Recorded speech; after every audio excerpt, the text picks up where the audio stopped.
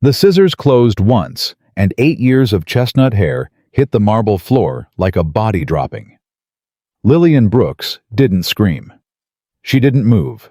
She just knelt there, staring at the pile of her own hair scattered across the floor she had polished with her bare hands every single morning for 8 years, while the woman standing behind her, the woman about to marry her boss, smiled like she'd just won something. But here's the twist. Nobody in that mansion saw coming.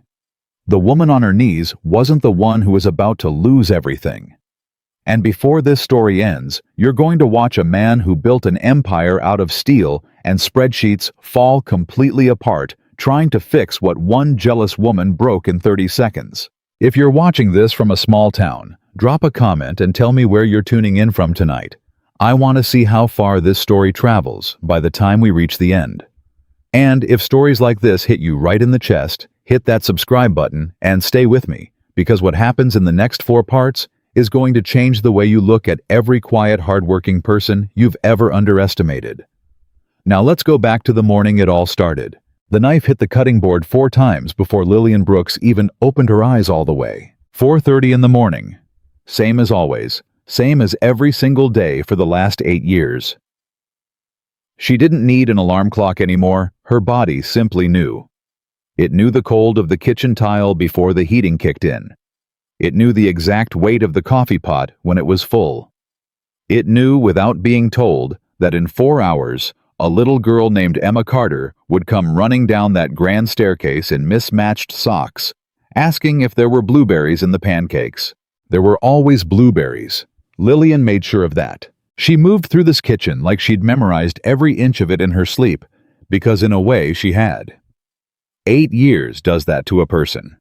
8 years of the same countertops, the same cabinets, the same hum of the refrigerator at 3 in the morning when she couldn't sleep and came downstairs just to feel useful. 8 years of learning a household from the inside out, not the polished photographed version that appeared in magazines when Ryan Carter's company made headlines, but the real one, the one with the creaky third stair, the one where Emma cried at 2 in the morning for a mother she barely remembered. The one where the man of the house sat alone in his study, long after midnight, staring at numbers on a screen because numbers were easier to look at than the empty side of his bed. Lillian knew that house better than anyone alive. Better, some might say, than the people who actually owned it. She cracked 3 eggs into a bowl, humming under her breath when she heard the click of heels on the staircase. Not Emma's socks. Heels. Early. Too early. Claire Whitmore appeared in the kitchen doorway, already dressed for the day, though the sun hadn't even fully cleared the hedges outside. She was beautiful, in the way magazine covers were beautiful, flawless, symmetrical, untouchable. She had the kind of beauty that made people in a room go quiet, and she knew it, and she used it the way other people used a crowbar. "You're up early," Lillian said, not looking up from the eggs. "Coffee's almost ready." Claire didn't answer right away. She walked slowly into the kitchen, her heels striking the tile in a rhythm that felt even then deliberate, like a countdown. "Lillian," she said, "can I ask you something?" "Of course." "Do you ever think about your place here?" Lillian's hand paused over the bowl for half a second before continuing. She kept her voice even. "My place. In this house. In this family." Claire leaned against the counter, arms crossed, watching her with an expression Lillian couldn't quite name, not yet. "You've been here a long time. 8 years. Lillian finally looked up and offered a small, genuine smile. "I started when Emma was still in diapers, if you can believe that." "I can believe it." Claire's mouth curved, but it didn't reach her eyes. "That's exactly the problem." The word problem hung there in the kitchen air like smoke. Lillian set down the whisk. Something in her chest tightened, an old familiar instinct, the same one that used to warn her years ago, back before this job, back before this house, when she'd worked in places where kindness was mistaken for weakness and quiet women were the easiest targets. She'd learned to read a room the way other people read weather, and this room right now had a storm coming. "I don't think I understand," Lillian said carefully. "Sure you do." Claire pushed off from the counter and took a step closer. "Emma doesn't run to me when she scrapes her knee. She runs to you. Ryan doesn't ask me what's wrong when he's had a bad day. He doesn't have to because somehow you already know. The staff listens to you. They listen to you more than they listen to me, and I'm about to be their employer's wife. I never meant to. I know you didn't mean to. Claire's voice sharpened, the pleasant mask slipping just slightly at the corners. That's what makes it worse. You didn't even have to try. You just existed here quietly until everyone forgot I'm the one who's supposed to run this house. Lillian stood very still, the eggs forgotten, her hands folded in front of her apron like she was bracing for something. Claire, I clean this house. I cook the meals. I help with Emma because I love her, and because for 8 years there wasn't always someone else to do it. That's all this ever was. I never once tried to take your place. Didn't you? The question landed like a slap. For a moment, neither woman spoke. Somewhere upstairs, a door opened and closed, probably Emma stirring in her sleep. The refrigerator hummed. The coffee maker gave its final gurgling sigh and went quiet. Claire studied her for a long moment, and something shifted behind her eyes. Not doubt, not guilt, but calculation. Like she'd already decided something and was simply choosing the moment to act on it. You know what the worst part is? Claire said softly, almost gently, which somehow made it crueler. I actually tried to like you at first. I told myself she's just the help, she's not a threat. But then I watched Ryan's face when you walk into a room. I watched Emma choose your lap over mine every single time. And I realized you're not just the help. You're the reason I feel like a guest in my own future home. That was never my intention, Lillian said quietly. I promise you that. Intentions don't matter. Claire's voice had gone cold now, all pretense of gentleness gone. Results do. She turned and walked out of the kitchen without another word. Her heels clicking down the hallway in that same deliberate rhythm, leaving Lillian standing alone by the stove with a bowl of eggs slowly going cold, and a feeling in her stomach she couldn't shake, the feeling of a door quietly closing, somewhere she couldn't see. Ryan Carter left for his business trip to Chicago 3 days later, and the house exhaled the moment his car pulled out of the circular drive. Not because anyone disliked him, quite the opposite. Ryan was by every account a good man. Fair. Generous. The kind of boss who remembered his employees' birthdays and gave bonuses that actually meant something. But he carried a kind of gravity with him wherever he went. A weight built from years of being the only parent, the only decision-maker, the only person responsible for an empire and a little girl at the same time. When Ryan was in the house, everyone stood a little straighter. When he left the house, softened. Lillian felt that softness too, though she never let herself lean into it. She had learned a long time ago not to get too comfortable in houses that weren't hers. Comfort was a luxury for people who had somewhere else to go if things fell apart. Lillian didn't. This job, this house, this family was the closest thing to stability she'd had in years. And she guarded that stability the way other people guarded their bank accounts, which was exactly why when Claire started making changes, Lillian noticed immediately.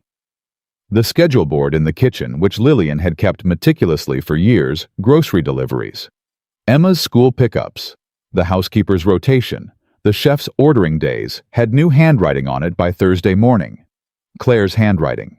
Sharp, slanted, confident. I thought I'd help organize things while Ryan's away, Claire said breezily, when Lillian asked about it, not quite meeting her eyes. Give everyone a little structure. The schedule already had structure, Lillian said, keeping her tone light even as something uneasy stirred in her chest. But of course, if you'd like to adjust anything, I'm happy to help. I don't need help, Claire said. I think I can manage a household. By Friday, 2 of the household staff, Marcus the driver and Rosa the second housekeeper, had come to Lillian separately, each with the same quiet, worried look on their faces. She told me I was doing the silverware wrong, Rosa whispered in the pantry, arms crossed tight over her chest. 15 years I've been polishing silverware in this house, Lillian. 15 years. She rescheduled Emma's pickup time without telling the school, Marcus said later that same afternoon, running a hand through his hair. I only found out because the front office called me confused, asking why nobody showed up on time. Lillian listened to each of them the way she always did, patiently, without adding fuel, without gossip.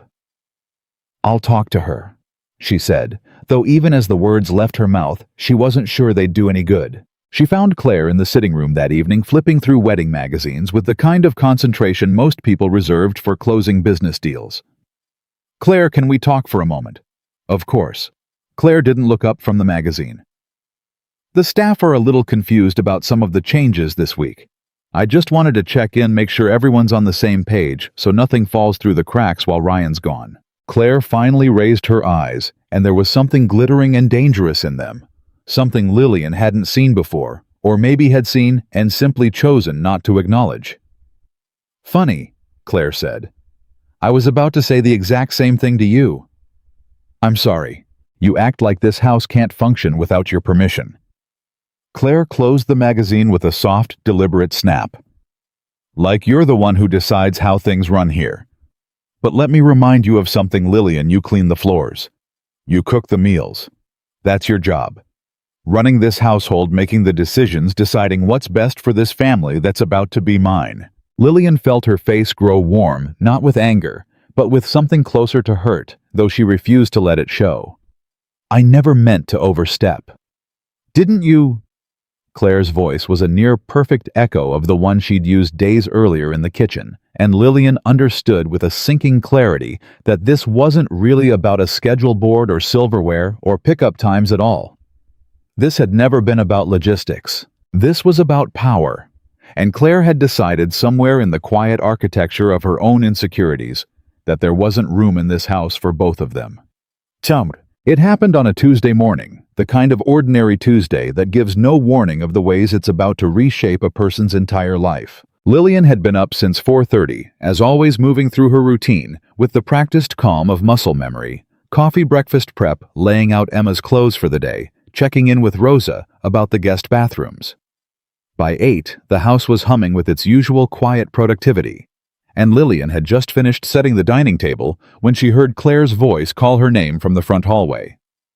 "Lillian, can you come here for a moment?" There was something different in the tone, not the usual clipped irritation Lillian had grown accustomed to over the past week. Something colder. Something that made the small hairs on the back of Lillian's neck stand up before she'd even rounded the corner. She found Claire standing in the grand front hallway, beneath the enormous crystal chandelier that Ryan had once told Lillian, half embarrassed, cost more than his first car. Claire wasn't alone.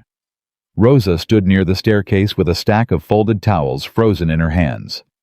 Marcus lingered by the front door keys, still in his grip, clearly on his way out to run the car around, but stopped mid-motion. Even Antoine the chef had drifted out from the kitchen, drawn by some instinct that something was happening. And in Claire's hand, gleaming under the chandelier light, was a pair of scissors. The good ones. The heavy silver shears Lillian used for trimming flower stems in the garden room. The ones that lived in a drawer in the sitting room that Lillian had, until this exact moment, never once considered a threat. "Claire." Lillian's voice came out smaller than she wanted it to. "What's going on?" "I want to talk to you," Claire said. "About something I noticed." "Okay." Lillian glanced around at the small frozen audience gathering in the hallway, at Rosa's wide eyes, at Marcus's hand tightening around his keys. "Can we talk somewhere private?" "No," Claire said almost pleasantly. "I think everyone should hear this, actually, since it concerns everyone." She took a step closer. Lillian instinctively stepped back, but the hallway wall was right behind her, and there was nowhere left to go. "Do you know what I realized last night?" Claire said, tilting her head, studying Lillian, the way a scientist studies something under a microscope. "I realized that in this entire house, in this entire family, there is exactly one person standing between me and actually belonging here. One person Emma trusts more than me. One person the staff respects more than me.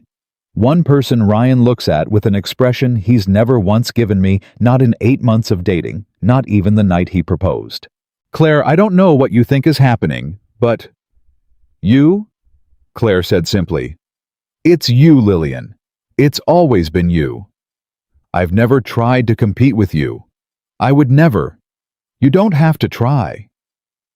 Claire's voice cracked just slightly, the first genuine emotion Lillian had heard from her in weeks, and somehow that raw thread of real feeling was more frightening than the coldness had been. "That's what I can't stand. You don't even have to try, and you still win, every single time." "This isn't a competition," Lillian said, her own voice trembling now, though she fought to keep it steady. "I clean this house. I care for Emma because I love her. I've never once tried to take anything from you." "You took his attention." Claire's grip tightened on the scissors. "You took his daughter's heart. You took the loyalty of everyone in this house one kind gesture at a time until there was nothing left for me to earn because you'd already earned it all first. Claire, kneel down." The words landed in the hallway like a stone dropped into still water. For a moment, Lillian genuinely believed she'd misheard. "What?" "I said, kneel down." Claire's eyes were bright now, glassy lit with something that looked almost like desperation dressed up as certainty. "You want to know your place in this house so badly? Fine, let me remind you. Claire, please, whatever you're thinking. Kneel down." Rosa made a small, strangled sound near the staircase. Marcus took half a step forward, keys clattering against his palm, but stopped himself, uncertain, afraid of overstepping in a house where the lines of authority had suddenly violently blurred. Antoine simply stood frozen in the kitchen doorway, a dish towel still clutched in one hand, his face pale. Nobody moved to stop it. Lillian looked at each of their faces in turn. Rosa's horror, Marcus's helpless hesitation, Antoine's frozen silence, and understood in that single suspended second that no one in this hallway was going to save her. Whatever was about to happen, she was going to face it alone. So she knelt, not because she believed she deserved this, not because Claire had any real authority over her. She knelt because some old buried part of her, the part shaped by years of being told her worth was smaller than other people's, the part that had learned long ago that survival sometimes meant making yourself smaller, so the storm would pass more quickly, made the decision before her pride could stop it. She knelt on the cold marble floor in her apron in the house she had given 8 years of her life to, and she closed her eyes. The first cut came without warning. Lillian felt it before she understood it. A tug at the back of her skull, a strange lightness, the sudden absence of weight where there had always been weight. She heard the scissors close. She heard, more than felt, the sound of her own hair that had taken her the better part of a decade to grow past her waist hair. Her grandmother used to brush every night by candlelight when Lillian was a girl, too poor to own a hairbrush of her own hair. That was maybe the last physical thread connecting her to a woman who had loved her unconditionally, and was no longer alive to do it, falling to the marble floor in a single heavy piece. Rosa gasped audibly. The stack of towels slipped from her hands. "Claire, stop." Marcus finally found his voice stepping forward, but Claire raised a hand without even looking at him, and something in her expression made him freeze in place. "You really thought you belonged here, didn't you?" Claire whispered, close now, close enough that only Lillian could fully hear her. "You thought 8 years of scrubbing floors and packing lunches made you family. It didn't. It never did. You were always just the help, Lillian. And it's time everyone remembered that, including you." Lillian opened her eyes. She looked down at the floor, at the long dark strands of her own hair scattered across the polished marble like something torn from her, and for one terrible moment, she felt something in her chest crack wide open. Grief and humiliation and a rage so old and so deep it frightened her. But she didn't cry. She had promised herself a long time ago, in another house, in another life, that she would never again let someone see her break. Not fully, not where they could use it against her. So instead, slowly, deliberately, she reached down and gathered the fallen strands of hair into her open palms, cradling them the way she might have cradled something alive. The hallway had gone completely silent. Even Claire's scissors, still in hand, seemed to falter slightly, as though she'd expected tears, expected pleading, expected some kind of collapse. that would confirm she'd been right all along. That Lillian really was small, really was nothing, really did belong on her knees. Instead, Lillian rose to her feet, slowly, steadily, her uneven, half-cut hair falling around her shoulders in a jagged, broken line, and yet something in the way she stood spine straight, chin level, eyes clear, made the moment feel suddenly, unmistakably reversed. As though the person who had just lost something in that hallway wasn't the one who'd been humiliated. "You just made a mistake," Lillian said quietly, "that you're going to understand later." Claire's confidence flickered. "Excuse me." Lillian held out her hand. "Give me the scissors." "What? Give me the scissors, Claire." Something in Lillian's voice, calm, unshaken, absolutely certain, made Claire's fingers loosen almost involuntarily. She placed the shears in Lillian's outstretched palm without fully understanding why she was obeying. Lillian didn't cut Claire's hair. She didn't lash out, didn't scream, didn't do any of the things the small, frightened, humiliated part of her wanted so desperately to do. Instead, she raised the scissors to her own head, and with steady, practiced hands, she began trimming the uneven, jagged ends Claire had left behind, evening the length until it fell just above her shoulders, shorter than it had been in 15 years, but clean, deliberate. Hers. The staff watched in stunned silence as she worked as though witnessing something sacred. A woman refusing in real time to let someone else's cruelty define the shape of her. When she finished, she set the scissors down gently on the small entry table beside a vase of white lilies, and she looked at Claire with an expression that held no anger at all, only something quieter, something almost like pity. "Thank you," Lillian said, "for reminding me of something." Claire's jaw tightened. "What is that supposed to mean? That I've been giving pieces of myself to people in this house for 8 years? Lillian said, her voice steady, without ever once stopping to ask what I had left over for myself. "That's not... You didn't take anything from me today, Claire."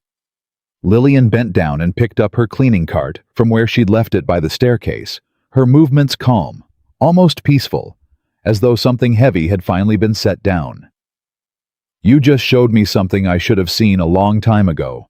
She turned and walked away down the long marble hallway past Rosa's stricken face and Marcus's stunned silence and Antoine's frozen figure in the kitchen doorway, her cleaning cart wheels squeaking softly against the floor, her jagged, freshly cut hair brushing against her shoulders with every step.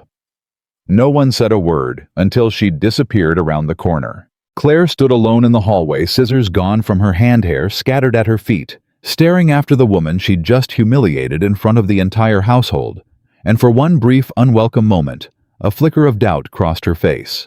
A question she wasn't ready to ask herself yet.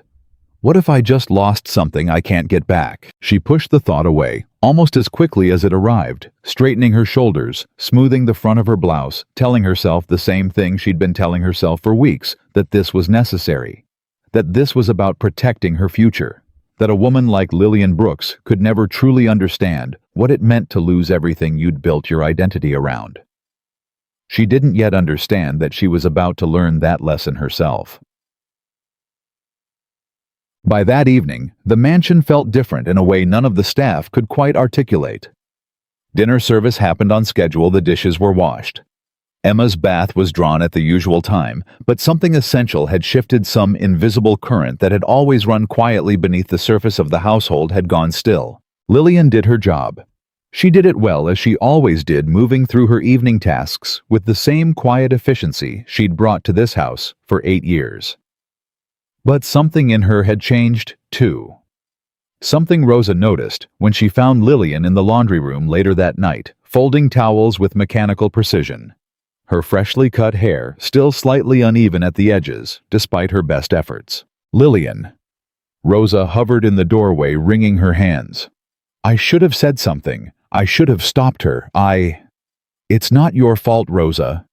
Lillian didn't look up from the towels. "None of this is your fault." "She had no right." Rosa's voice cracked. 8 years, Lillian. 8 years, and she treats you like the help." Lillian finished the sentence herself, her voice flat, almost clinical. That's exactly what she thinks I am. Maybe that's exactly what I let myself become. That's not true. You're the reason this house has stayed together. You're the reason Emma smiles at all some days. I know what I've done for this family, Rosa." Lillian finally looked up, and there was something new in her eyes. Not anger, not quite grief either, but a kind of clear-eyed resolve that hadn't been there that morning. "But I think I forgot to ask myself somewhere along the way what this family has done for me." Rosa didn't have an answer for that. She simply stood in the doorway, watching Lillian fold towel after towel with steady, unhurried hands, and understood, though she couldn't have said exactly, how that something fundamental had shifted in the woman standing in front of her. Something that couldn't be undone by an apology, or a gift, or even Ryan Carter himself coming home and demanding to know what had happened. Lillian Brooks had spent 8 years making herself indispensable by making herself invisible, showing up early, staying late, absorbing every small crisis before it could become a large one, quietly holding together a household that had no idea how close it constantly came to falling apart without her. And for 8 years, that invisibility had felt like safety, like purpose, like the only kind of belonging she knew how to earn. But kneeling on that cold marble floor, feeling the weight of her own hair fall away beneath a stranger's scissors, while 3 people who called themselves her friends stood frozen and silent, unwilling to intervene. Something in Lillian had finally quietly, irrevocably broken. Not her spirit, not her dignity, which she had gathered up off that floor, along with every fallen strand of hair, and carried out of that hallway with more grace than anyone in that house deserved to witness. But her willingness to keep giving pieces of herself away to people who had never once stopped to ask what those pieces cost her. She finished folding the last towel, set it neatly on the stack, and turned off the laundry room light, leaving Rosa standing alone in the doorway with a question she didn't yet have the courage to voice out loud. What happens now? None of them knew yet. Not Rosa, not Marcus, not Antoine, not even Claire herself, standing at her bedroom mirror upstairs, running her fingers through her own hair and trying to convince herself she'd done nothing wrong. That the quiet woman walking away from that hallway with her chin held high was about to become the reason everything in that house came undone. Because some people, when you finally push them past the last of what they're willing to give away for free, don't break. They simply stop. And when the person who has spent 8 years being the invisible glue holding a household together finally stops, the entire structure built on top of her quiet, unpaid, unacknowledged devotion begins slowly, and then all at once, to fall apart. Ryan Carter was still 3 days away from coming home. He had no idea what he was about to walk back into.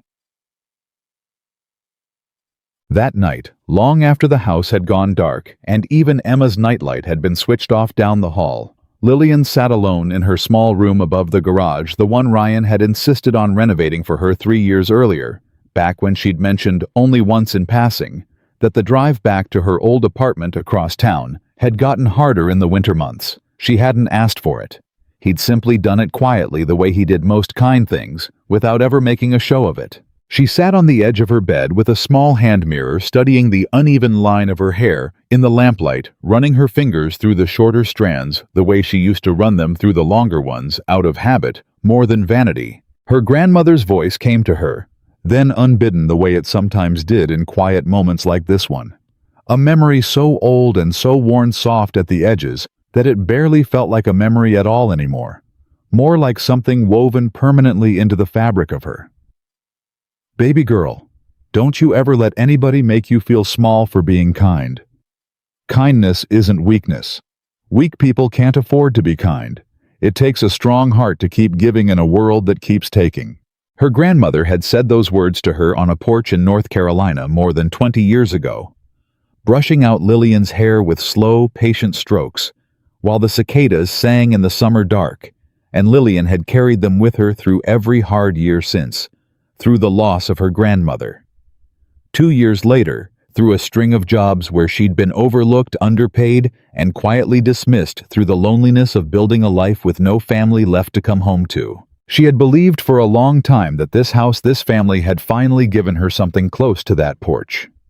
Close to that feeling of belonging to something bigger than herself. Tonight, for the first time in 8 years, she wasn't sure that belief had ever been true. She set the mirror down on the nightstand and reached instead for the small wooden box she kept tucked in the bottom drawer of her dresser. A box that held among a handful of other small treasures. A photograph of her grandmother on that same porch, smiling with her whole face. The way people rarely smiled anymore. And a single lock of hair tied with faded ribbon that Lillian had saved from years ago, back when her grandmother had first shown her how to braid it herself. She opened her palm where a few loose strands from that morning still clung to her skin, despite her best efforts to wash them away, and for a long moment, she simply looked at them. Then carefully she gathered them together and tied them with a scrap of ribbon from the box, and placed them beside the lock of her grandmother's hair. As though some part of her understood, even in that raw, aching moment, that this loss deserved to be honored, rather than simply swept into a trash bin and forgotten. This isn't the end of something, she told herself, though she didn't entirely believe it yet. This is the beginning of something I haven't figured out how to name. Downstairs in the master suite, that would one day belong to her.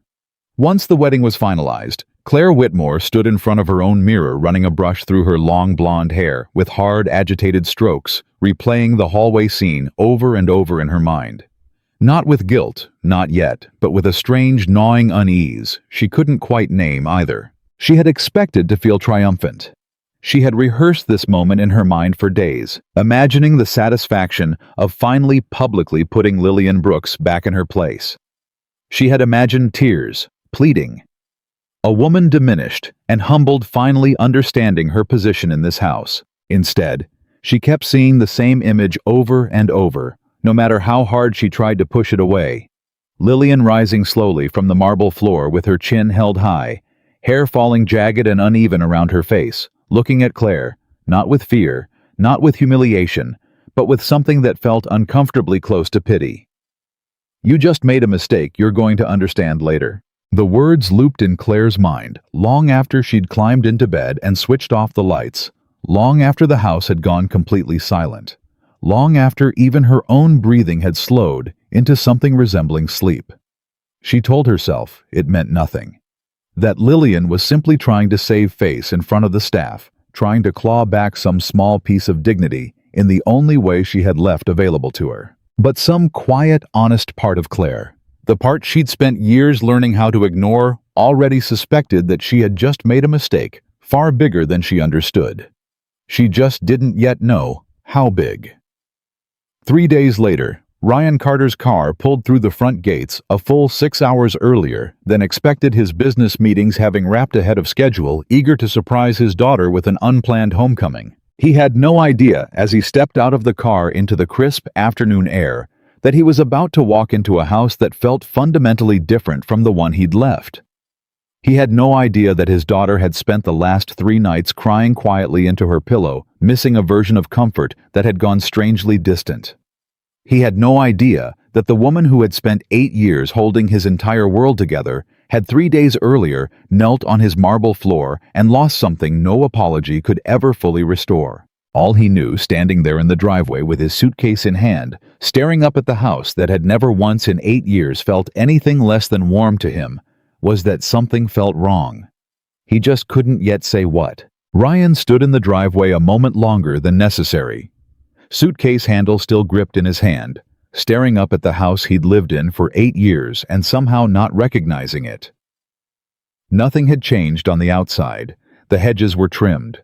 The windows caught the afternoon light the same way they always had. And yet something in his chest told him with the same certainty he trusted in every boardroom negotiation he'd ever walked into, that the air inside that house had shifted while he was gone. He carried his suitcase up the front steps, himself waving off Marcus, who'd come jogging around from the garage, a beat too late to open the car door for him. "It's fine, Marcus. I've got it." He said it kindly, the way he said most things, but he actually noticed, in a way he rarely let himself notice, the small operational details of his own household, that Marcus's smile didn't quite reach his eyes. "Welcome home, Mr. Carter. We weren't expecting you until tonight. Meetings wrapped early. Thought I'd surprise Emma." Ryan glanced past him toward the front door. "Everything all right around here?" Marcus hesitated. It was brief, less than a second, but Ryan had spent 2 decades reading hesitation across conference tables, and he clocked it immediately. "Everything's fine, sir," Marcus said a little too quickly, and picked up his pace toward the garage before Ryan could ask anything further. Ryan frowned, but let it go, telling himself it was nothing. Travel exhaustion probably, his own nerves projecting onto an ordinary Tuesday. He pushed through the front door into the entryway, expecting the familiar rush of Emma's socked feet skidding across the marble the moment she heard the door, expecting Lillian's voice calling out from the kitchen, asking if he'd eaten, expecting the particular warmth that had always without fail greeted him the second he crossed that threshold. Instead, he got quiet. Real quiet. The kind that had weight to it. "Emma!" he called out, setting his suitcase down by the stairs. "Baby, I'm home." No skidding feet. No shriek of delight. A long beat of silence, and then from somewhere upstairs, the soft creak of a door opening, slowly, cautiously, followed by small footsteps coming down the staircase at half their usual speed. Emma appeared at the top of the stairs in her school clothes backpack still slung over one shoulder, like she'd just gotten home and hadn't bothered to take it off. She looked down at him with an expression that made something twist painfully in Ryan's chest. Not the bright, unguarded joy he was used to, but something smaller, wearier. A kind of caution he had never once seen on his daughter's face before, not even in the hardest months after her mother died. "Hi, Dad," she said quietly, and came down the stairs at a slow, deliberate pace instead of running. Ryan crouched down as she reached the bottom step, opening his arms the way he always did, and she walked into them, but the hug felt different too. Tighter, longer, like she was holding on to something more than just her father. "Hey," he said softly, pulling back to look at her face. "What's going on, huh? You're supposed to tackle me at the door. I almost didn't recognize you walking instead of running." Emma tried to smile, but it didn't quite hold. "Nothing. I'm just tired." "Tired?" Ryan studied her.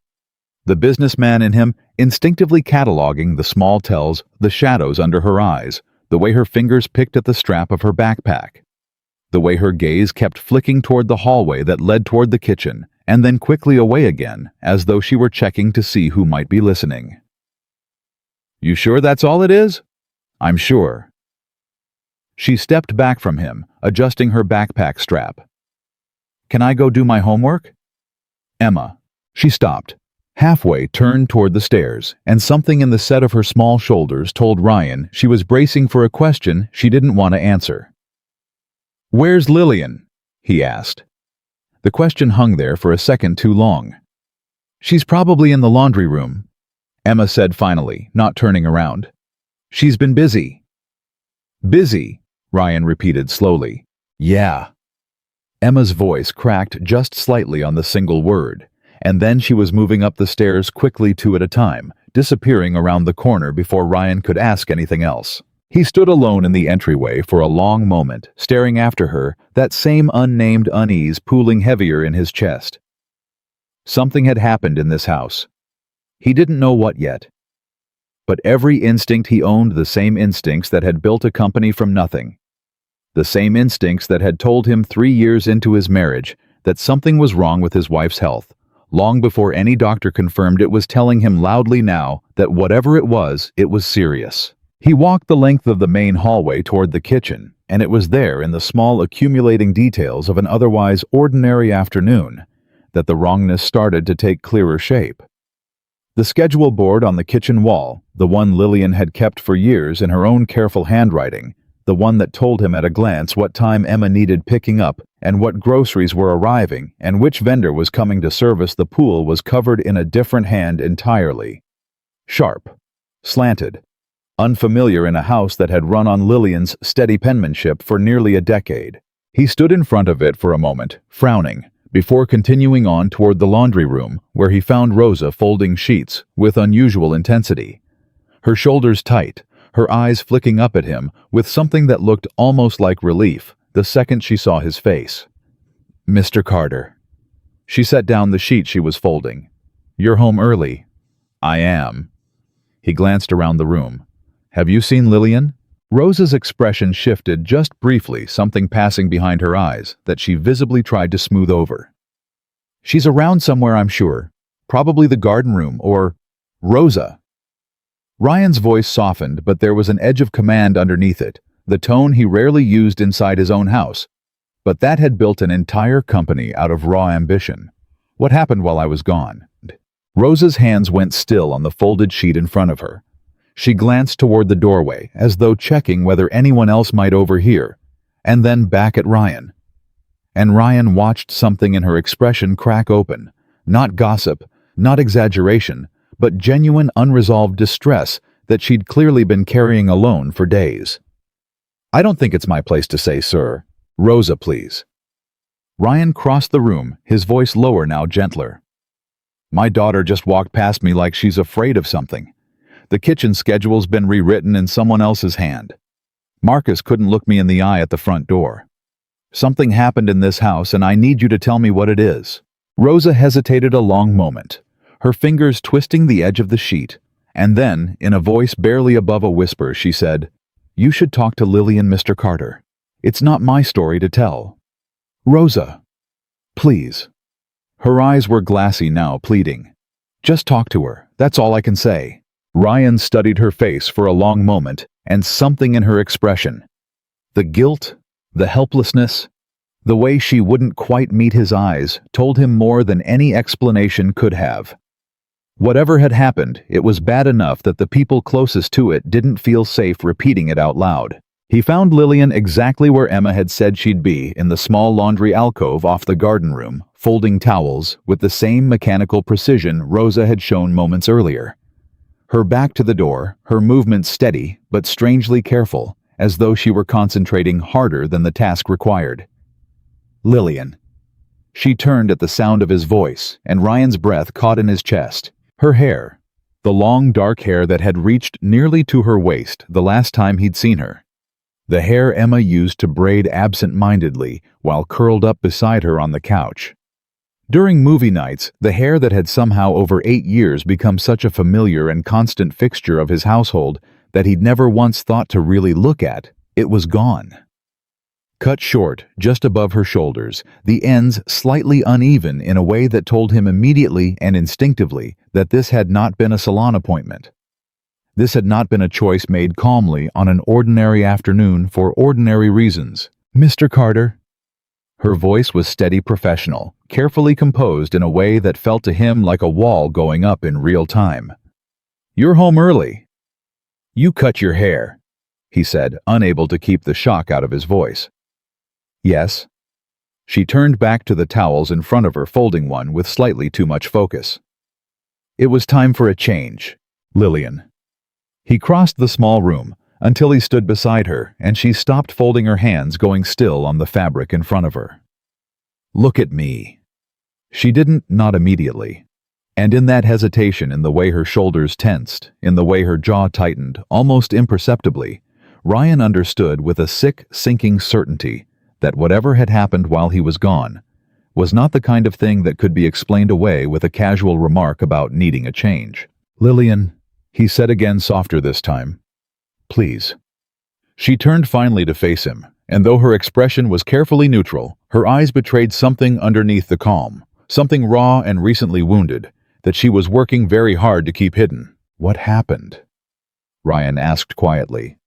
"And don't tell me it was nothing. My daughter just looked at me like she's carrying something she's scared to say out loud. Rosa wouldn't tell me anything except to come find you. And you're standing here with your hair cut off in a way that looks nothing like a decision you made for yourself." Lillian's composure held for one more second, and then almost imperceptibly, it began to crack. "It's not important," she said, her voice thinner now. "It's handled. Everything's fine." "It's not fine." Ryan's voice rose slightly, not in anger, but in something closer to desperation. "Lillian, I've known you for 8 years. I have never once seen you look like this. Whatever happened, I need you to tell me. Please."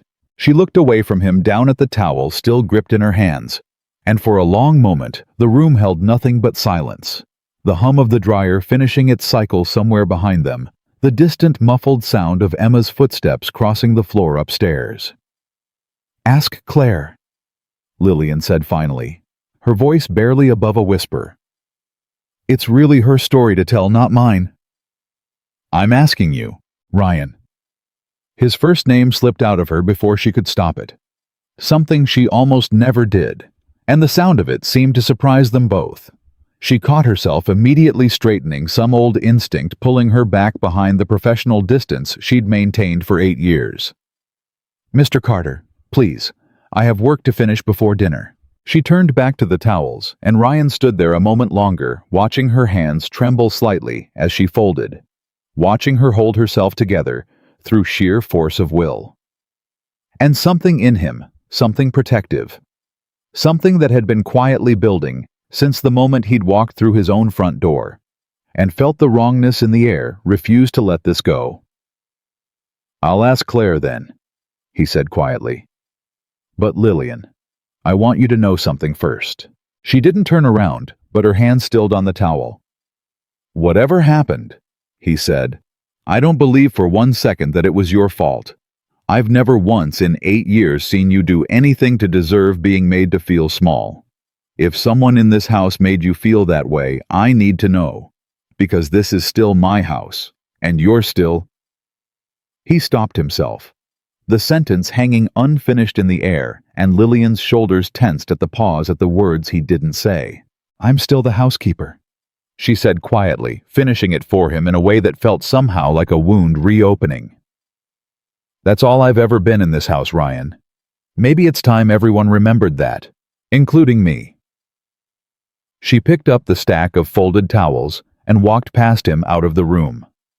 Her steps steady, her chin level, and Ryan stood alone in the small laundry alcove staring after her, a cold, sinking dread settling deep into his chest. He found Claire in the master suite sitting at her vanity, applying a fresh coat of lipstick, as though it were an entirely ordinary afternoon, as though nothing in this house had shifted at all while he was away.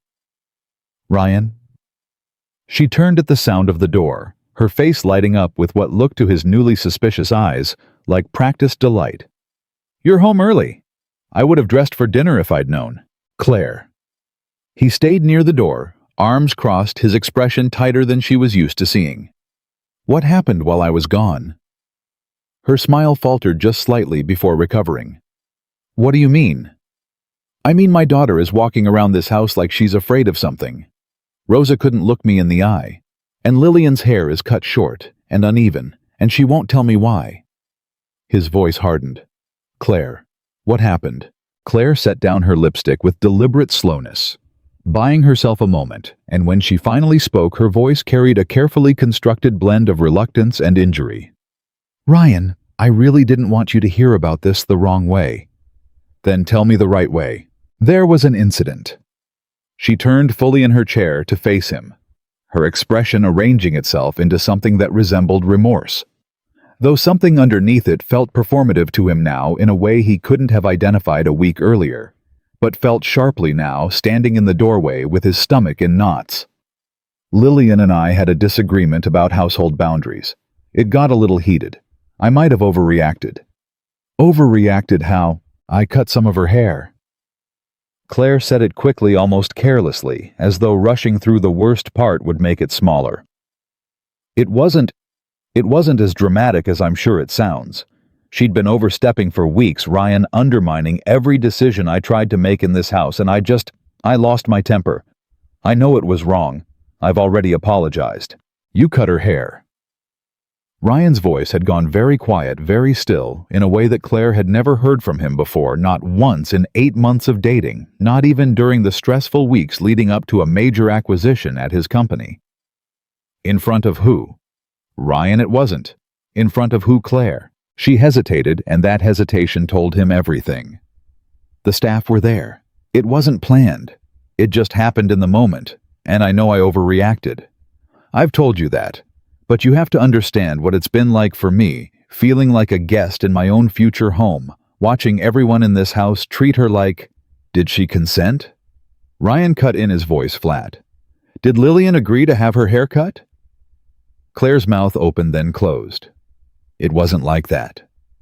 Did, Consent. No, Claire admitted, finally her voice small. But Ryan, please, you have to see this from my perspective. I've spent 8 months feeling invisible in my own engagement. Emma runs to her. You rely on her. The staff respects her more than they respect me. I felt like I was disappearing in my own home, and I made a horrible decision in a moment of weakness, and I know that, and I'm sorry, but you have to understand what drove me to it. Ryan stared at her for a long moment, and something in his expression, something that had, until this exact moment, always held at least a measure of tenderness toward her, went cold and unreadable. You made a woman kneel on the floor of my house, he said slowly, and cut her hair against her will in front of my staff, and apparently close enough to my daughter that she's been walking around traumatized for 3 days. And your explanation is that you felt invisible. When you say it like that, it sounds like what it was. His voice rose now sharp enough that Claire flinched. Claire, that's not a disagreement about household boundaries. That's not overreacting. That's cruelty. That's you deciding another human being's dignity was worth less than your own insecurity. Ryan, please. I need to go find my daughter, he said, already turning toward the door. And then I need to find Lillian, and I need both of them to know that whatever happened in this house while I was gone is going to be fixed. Properly. Starting tonight. Ryan! Claire rose from the vanity, following him toward the door, panic beginning to edge into her voice. Now the careful composure cracking fully for the first time. I know I made a mistake, but she's fine, isn't she? She's still here. She's still working. Nothing's actually broken. Ryan stopped in the doorway and turned back to look at her, and something in his expression made her go still. Something is broken, Claire, he said quietly. I just don't think you've figured out yet what it actually is. He left her standing alone in the master suite and went to find Emma first, knocking softly on her bedroom door before pushing it open to find his daughter curled up on her bed, homework forgotten on the desk beside her, staring blankly at the wall. Hey, baby. He crossed the room and sat down carefully on the edge of the bed. I talked to Claire. I know what happened to Lillian. Emma's face crumpled instantly, and the tears she'd clearly been holding back since the moment he walked through the front door finally broke free.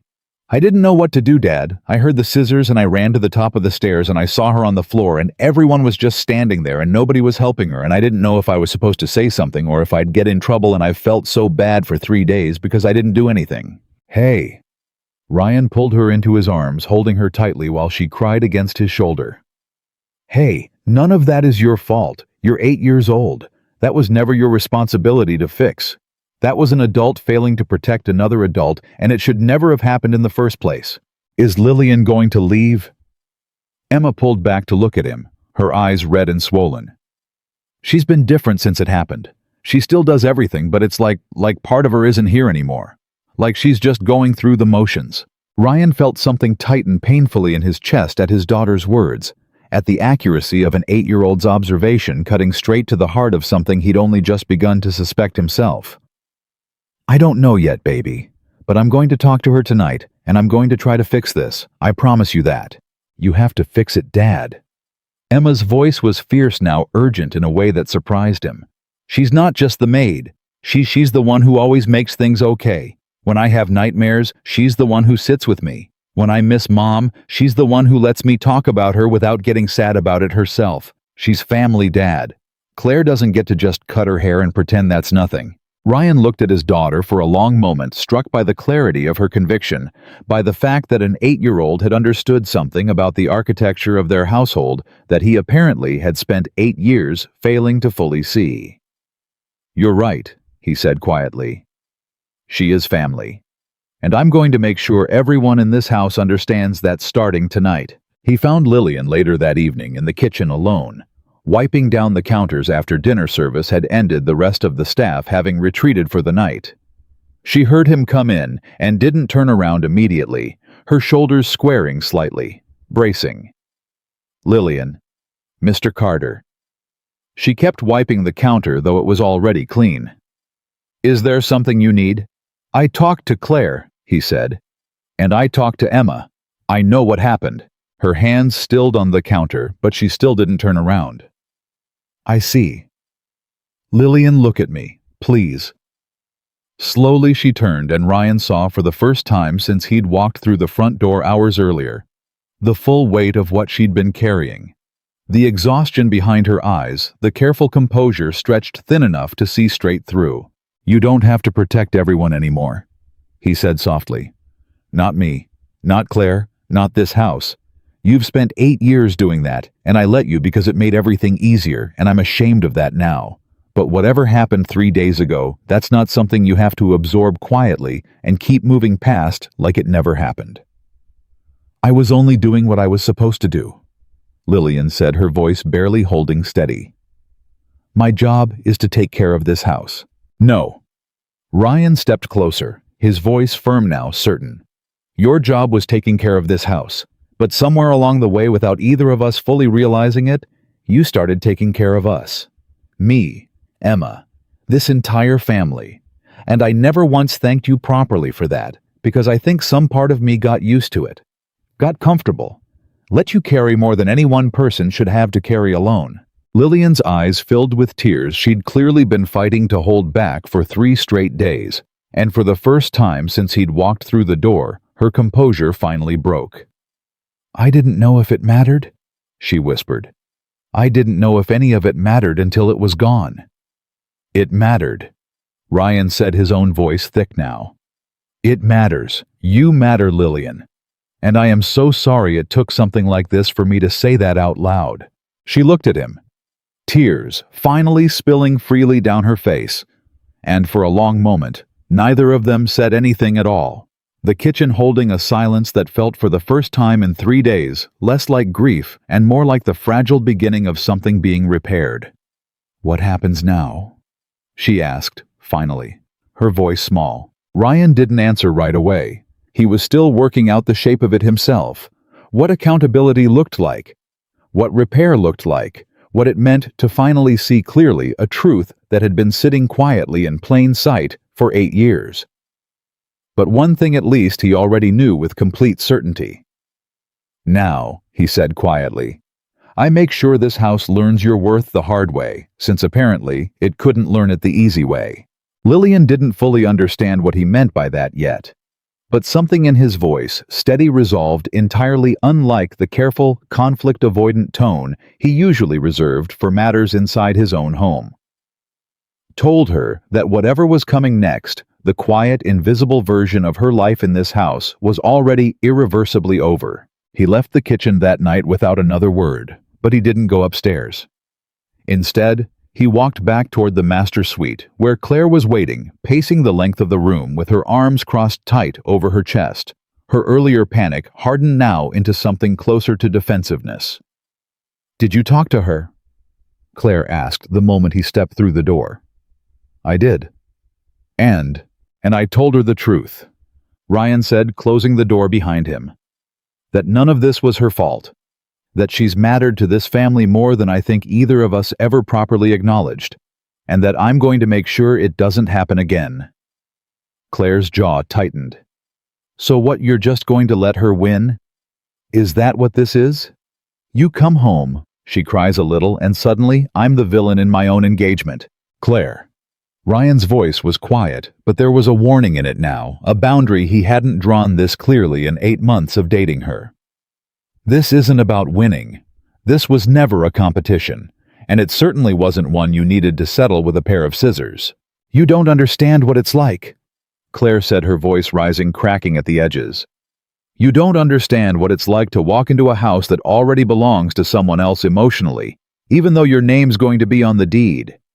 Every time Emma ran past me to get to her, every time the staff looked to her for direction instead of me, every time you came home exhausted, and it was Lillian's voice that made your shoulders drop instead of mine. Do you have any idea what that does to a person? I understand that it hurt, Ryan said carefully.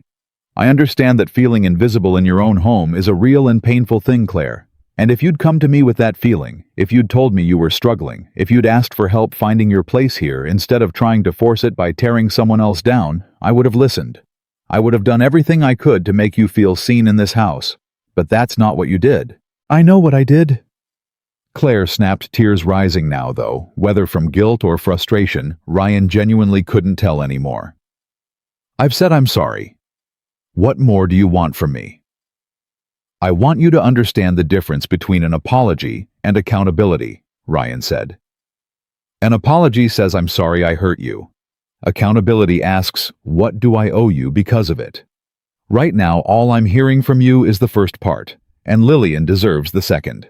Claire stared at him, something in her expression shifting between disbelief and a dawning uncomfortable recognition. "You're actually taking her side, over mine, over your own fiancé." "I'm not taking sides, Claire. I'm looking at what happened plainly, without flinching away from it, the way I think you're hoping I will. A woman who has worked in this house for 8 years, who has never once given either of us a reason to distrust her, was forced to her knees and had her hair cut against her will in front of witnesses by the woman I'm supposed to marry.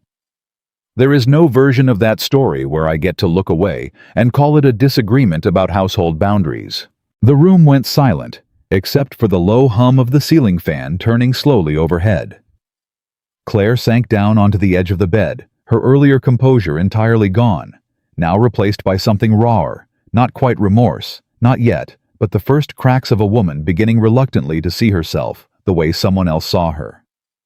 "What happens now?" she asked quietly, echoing without realizing it the exact question Lillian had asked him in the kitchen only minutes earlier.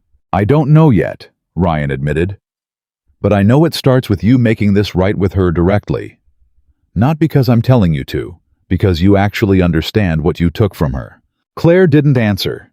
She sat on the edge of the bed with her hands folded in her lap, staring at nothing, and Ryan left her there, closing the door quietly behind him, feeling for the first time since he'd walked through his own front door that afternoon, the full weight of how much he hadn't been paying attention to in his own house. He didn't sleep much that night.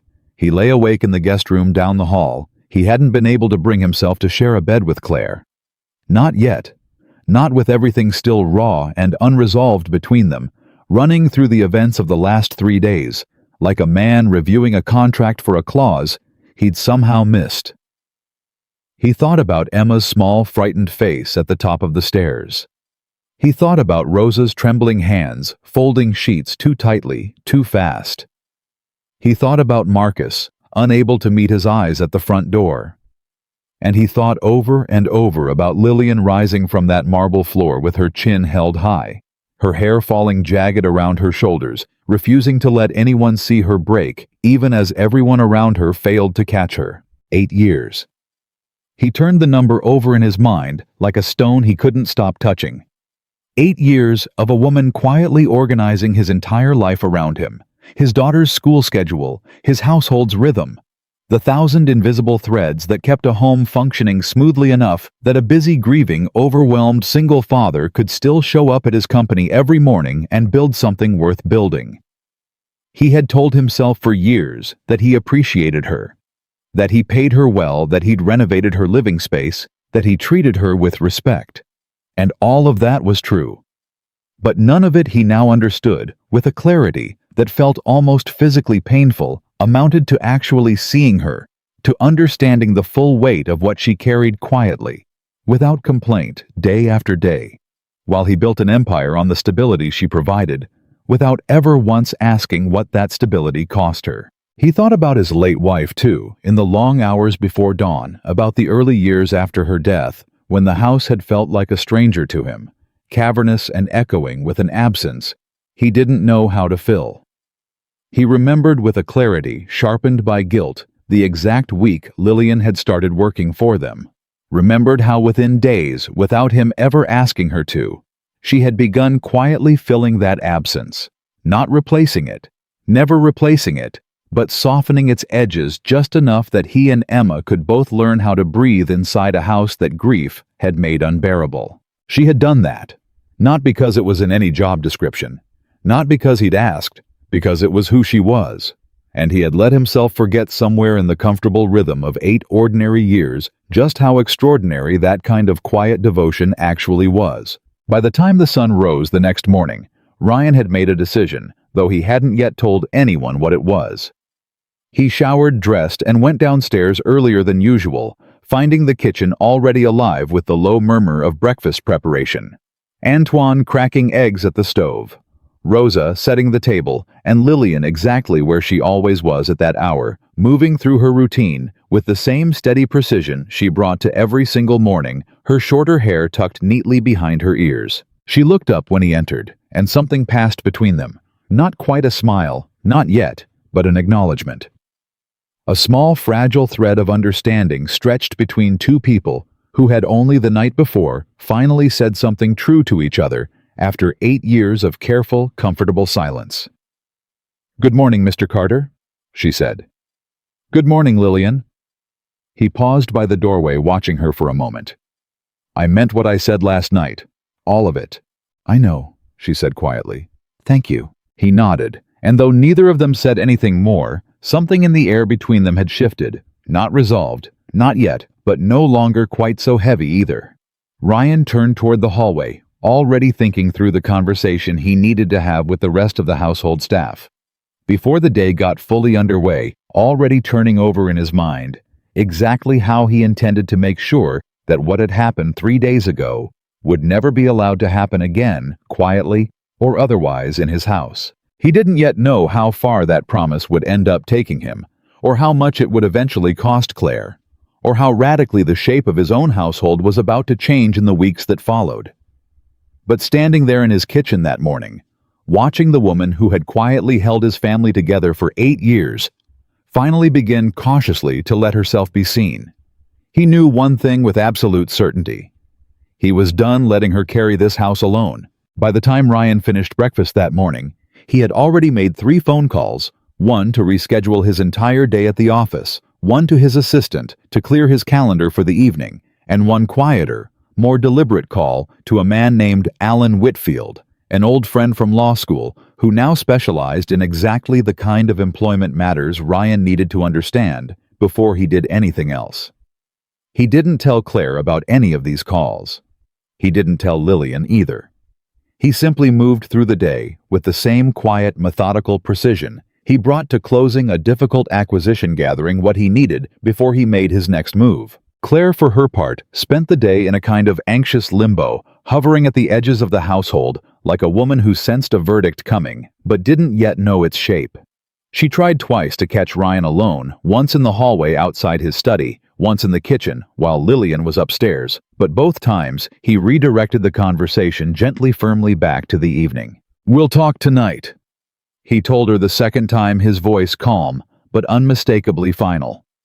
"I want to do this properly, not in pieces." "Do what properly?" Claire's voice had an edge of panic to it now that she couldn't quite smooth away. "Ryan, you're scaring me. What exactly are you planning?" "Nothing you need to be scared of," he said, though the words offered her no real comfort. "If you're as sorry as you say you are." She didn't have an answer for that, and he left her standing in the kitchen doorway watching him go, her arms wrapped tightly around herself. That evening, just after 7, Ryan asked Rosa to gather the household staff in the main sitting room, all of them without exception. Marcus, Antoine, Rosa herself. The 2 part-time groundskeepers who usually left by 5, but had been asked specifically to stay a little later that day. And Lillian, who arrived last, wiping her hands on her apron, uncertain why she'd been summoned alongside everyone else, instead of simply given instructions the way she usually was. She found a spot near the back of the room, half hidden behind Antoine's broad shoulders, the old habit of making herself small in moments of uncertainty, asserting itself before she could stop it. Ryan noticed.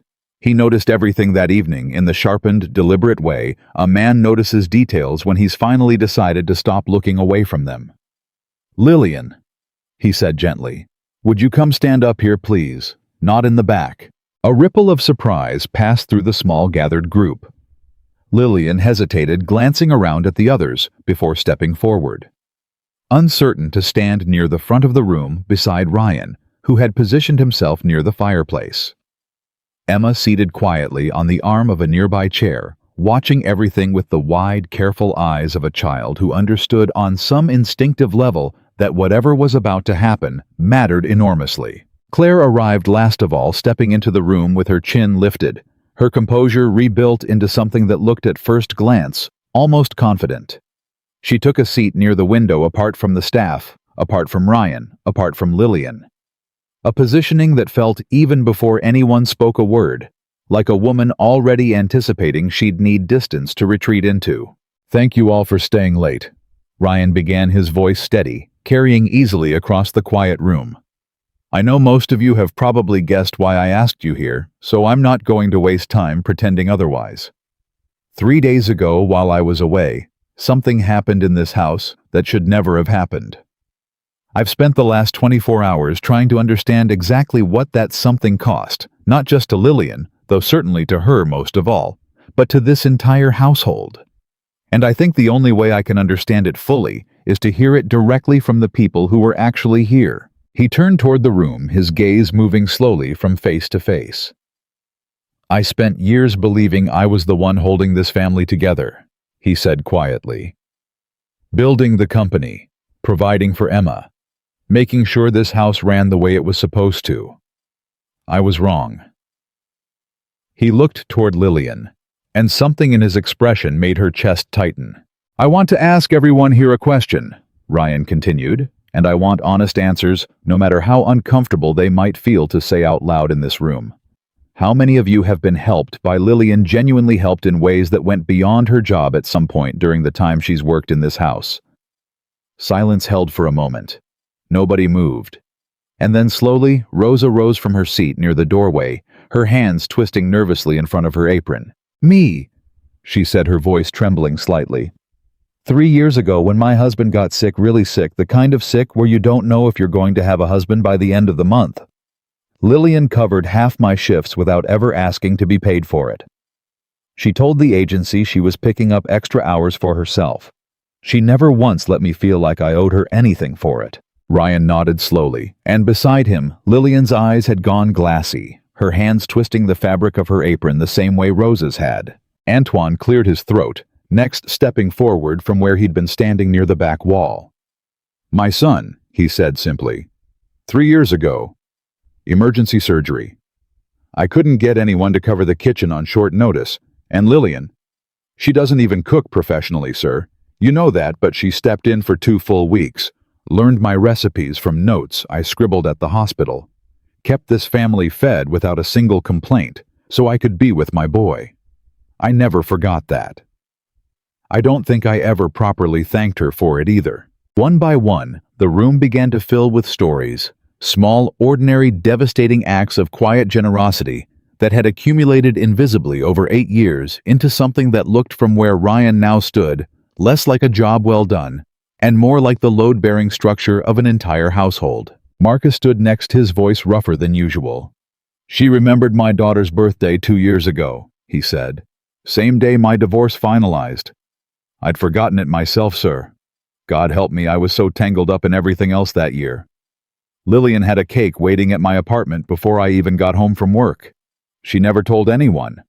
I only found out later she'd asked Marcus's ex-wife, my ex-wife, for the delivery address without saying why.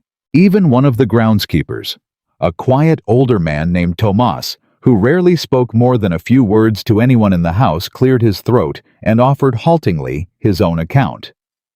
How Lillian had noticed months earlier that his English wasn't strong enough to read the printed care instructions for a new irrigation system, and had spent 3 separate evenings after her own shift ended, sitting with him at the kitchen table, translating and re-explaining until he understood every line. By the time the room fell quiet again, Lillian was crying openly, her carefully maintained composure entirely dissolved, and Ryan watched her.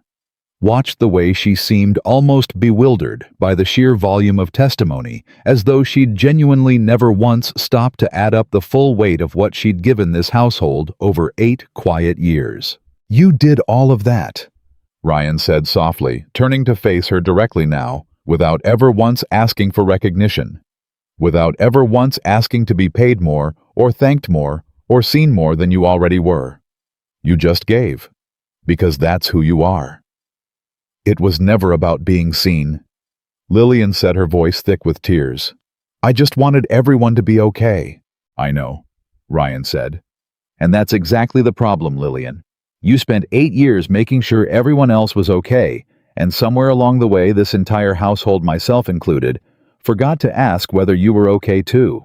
Across the room, Claire sat very still, her face pale, watching the scene unfold with an expression that had shifted over the course of the last several minutes from wounded defensiveness into something closer to genuine dawning horror. She had believed walking into this room that she understood the shape of what she'd done. She had rehearsed her apology in her head half a dozen times that afternoon, certain it would be enough, certain that acknowledging her mistake would be sufficient to close this chapter and move everyone forward. She understood now, listening to story after story pour out of people she'd worked alongside for months without ever once truly seeing them, that she had drastically, catastrophically underestimated exactly how deep the roots of what she'd tried to cut down actually ran. "How could a maid earn so much loyalty?" she murmured almost to herself, the words slipping out before she could stop them. The room went silent. Ryan turned toward her slowly. "Say that again." He said, his voice quiet, but carrying an edge that made even Emma sit up straighter on the arm of her chair. Claire's face flushed. "I didn't mean it like—" "You did mean it like that," Ryan said. "You've meant it like that this entire time, Claire. That's exactly the problem. You've spent 8 months in this house looking at Lillian and seeing a job title instead of a person. And when that job title started earning more love and loyalty than you thought it deserved, you decided the solution was to remind her of her place. With scissors. In front of witnesses." "Ryan, please not like this." "Then how, Claire—" His voice rose now sharp enough that Claire flinched back in her chair. "How would you like me to do this quietly in private, so you can keep your dignity intact, the way you never once thought to protect Lillian's? Because I've spent the last 24 hours trying to find a version of this that doesn't require you to sit here and hear exactly what you almost destroyed, and I couldn't find one. You need to hear this. All of it." Claire's eyes filled with tears. But for the first time since the incident, they looked less like tears of self-pity and more like the beginning of something closer to real understanding. "I thought I was losing myself," she said quietly, her voice barely audible. "I thought if I didn't do something, I was going to disappear completely in this house. I know that's not an excuse. I know what I did was wrong. I didn't understand until right now, sitting here listening to all of this, how much bigger than me this actually was." "No," Ryan said, his voice softer now, though no less firm. "You didn't. And that's the part I can't get past, Claire. Not the jealousy. I understand jealousy. I understand feeling threatened. I understand insecurity in a new relationship. What I can't get past is that you looked at a woman who has spent 8 years quietly holding this family together, and your first instinct, not your only instinct, your first instinct was to hurt her. Publicly. Physically. In a way designed specifically to humiliate her in front of everyone she'd spent years earning the respect of." He turned slowly to look at Lillian, who stood beside him with tears still tracing silent paths down her face, her shorter hair falling loose around her shoulders. "I asked everyone in this room a question earlier," Ryan said, his voice carrying now with a kind of quiet, unmistakable certainty. "I want to answer my own question too, because I think it's long overdue. Lillian didn't just help this household. She saved it. She saved me more times than I think I ever let myself admit in the years after I lost my wife, when I didn't know how to be both a father and a mother to my daughter, when I didn't know how to walk back into a house that felt like it was drowning in silence. She filled that silence, quietly, without ever asking for credit." He turned back to Claire. "You cut off the hair of the woman who saved this family," he said. "And you thought it would make her smaller. Instead, it just showed all of us, showed me most of all, since I'm the one who should have seen this years ago, exactly how much smaller you're willing to make yourself when you're threatened by someone else's goodness." The room had gone completely still. Even Emma, watching from her seat on the arm of the chair, had gone quiet, her small hands folded tightly in her lap. "So you're choosing her over me," Claire said finally, her voice cracking the last thread of her composure, fraying apart entirely. "Is that what this is, Ryan? You're ending our engagement over a haircut?" "No," Ryan said quietly. I'm ending our engagement because you showed me in the clearest way possible exactly who you are when you feel threatened. And I can't build a life with someone whose first instinct under pressure is cruelty. Not toward my daughter's caretaker. Not toward anyone in this house. Not toward anyone, period. Ryan, I'm not choosing kindness over you as a punishment, Claire, he said, cutting her off gently but firmly. I'm choosing it because it's the only thing I actually know how to build a family around. And I think somewhere underneath all of this, you already know that too. Claire stared at him for a long moment, tears streaming freely down her face now, and something in her expression, the anger, the panic, the wounded pride slowly began to give way to something quieter. Something that looked for the first time since Ryan had walked back through his own front door 2 days earlier, like genuine grief. Not for the relationship alone, but for the version of herself she was finally being forced to see clearly. I don't know how to undo this, she said softly. I don't think you can, Ryan said, not unkindly. But you can start by apologizing to Lillian directly, not to me, not to save face in front of the staff, to her. Claire rose slowly from her chair and crossed the room toward Lillian, who watched her approach with an expression that held no triumph, no vindication, only a kind of tired, worn patience, the same patience she'd carried through 8 years of quiet, unacknowledged devotion. I'm sorry, Claire said, her voice barely above a whisper. I know that's not enough. I know it doesn't undo anything. But I am sorry, Lillian. I let my own fear turn into something ugly, and you paid the price for it, and I don't have any excuse that makes that okay. Lillian looked at her for a long moment before responding, and when she finally spoke, her voice carried none of the anger the room might have expected, only a weary, hard-won steadiness. I forgive you, she said quietly, because carrying anger toward you isn't going to give me my hair back, and it's not going to give me back the 8 years I spent making myself small enough to fit into whatever shape this house needed. But forgiveness isn't the same as forgetting Claire. And it's definitely not the same as pretending nothing happened. Claire nodded, tears still falling, and stepped back, seeming to understand finally that there was nothing left to say that could undo what had already been done. Ryan turned to address the room one final time, his voice steadier now, carrying the quiet authority of a man who had finally made peace with a decision he knew was overdue. Effective immediately, Claire will be moving out of this house. I'll make sure she has whatever time and support she needs to find her own place. This isn't about punishment. It's about making sure everyone in this household, every single one of you, knows without question that cruelty has no home here. Not toward the staff, not toward my daughter, not toward anyone. He turned toward Lillian, and something in his expression softened into something that looked unmistakably like tenderness he'd been holding back for far longer than he'd realized. And Lillian, he said, I want you to know that whatever comes next in this house, however we rebuild, whatever got broken over the last few days, it's going to start with actually seeing you. Not just relying on you, seeing you. The room stayed quiet for a long moment. After that, the weight of everything that had just happened, settling slowly over the gathered staff, over Emma, over Claire, standing alone near the window, with her future in this house, dissolving in real time over Lillian standing at the center of it all.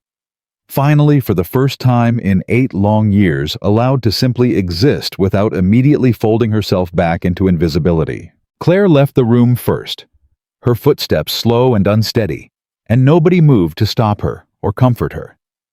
The staff dispersed quietly afterward, each of them pausing on their way out to offer Lillian some small gesture, a hand on her shoulder, a quiet word, a look that carried more warmth than any of them had ever openly shown her before. Emma was the last to approach, sliding off the arm of her chair and crossing the room to wrap her arms tightly around Lillian's waist. I'm glad Dad fixed it, she whispered. Lillian knelt down to meet her eye level, brushing a strand of hair away from the little girl's face with a tenderness that had nothing to do with a job description, and everything to do with 8 years of genuine love. He didn't fix everything, sweetheart. Some things don't fix all at once. But he made sure everyone in this house knows the truth now. And that matters. Ryan watched the two of them together, his daughter and the woman who had for 8 quiet years become something far more essential to their family than either of them had ever fully acknowledged out loud, and felt something settle in his chest that had been unsettled for longer than he wanted to admit. Not resolution, not yet, but the beginning of something honest, finally allowed to exist in daylight instead of buried beneath years of comfortable, careless assumption. He didn't know yet exactly what came next, how the house would feel with Claire's absence, how Lillian would adjust to being seen instead of simply relied upon, how the careful professional boundaries that had governed 8 years of their relationship would hold up now that the truth of what she meant to this family had been spoken out loud in front of everyone. But standing there in his sitting room, watching his daughter cling to the woman who had quietly saved them both more times than he could count, he understood that whatever came next, it would have to start from here, from this room, from this moment, from the first time in 8 years that Lillian Brooks had been allowed to stand in the center of her own story instead of quietly holding up everyone else's. Claire packed her things over the following 2 days, moving through the house in a subdued silence that felt to everyone who crossed her path like the aftermath of a storm that had finally exhausted itself. She didn't try to argue again, didn't try to plead her case or negotiate a different outcome. Whatever fight had been left in her the night of the confrontation seemed to have burned itself out completely, leaving behind something quieter and more reflective, a woman forced finally to sit with the full weight of a decision she could never fully undo. On the second evening, as she was carrying the last of her boxes down toward the front door, where a car service waited to take her belongings to a rented apartment across town, she paused in the hallway where it had all begun 3 days earlier. The marble floor had long since been cleaned, every strand of hair swept away, but Claire stood there anyway, staring down at the spot as though she could still see it. Lillian kneeling the scissors, closing the silence of a household too frightened to intervene. Lillian happened to be passing through the hallway at that exact moment, a laundry basket balanced on her hip, and the two women found themselves face to face for what both of them understood, without needing to say it aloud, would likely be the last time. "I keep thinking about what you said," Claire said quietly, setting her box down. "That forgiveness isn't the same as forgetting." "It isn't," Lillian said simply. "I don't expect you to forget," Claire said. "I don't even know if I deserve to be forgiven at all, honestly.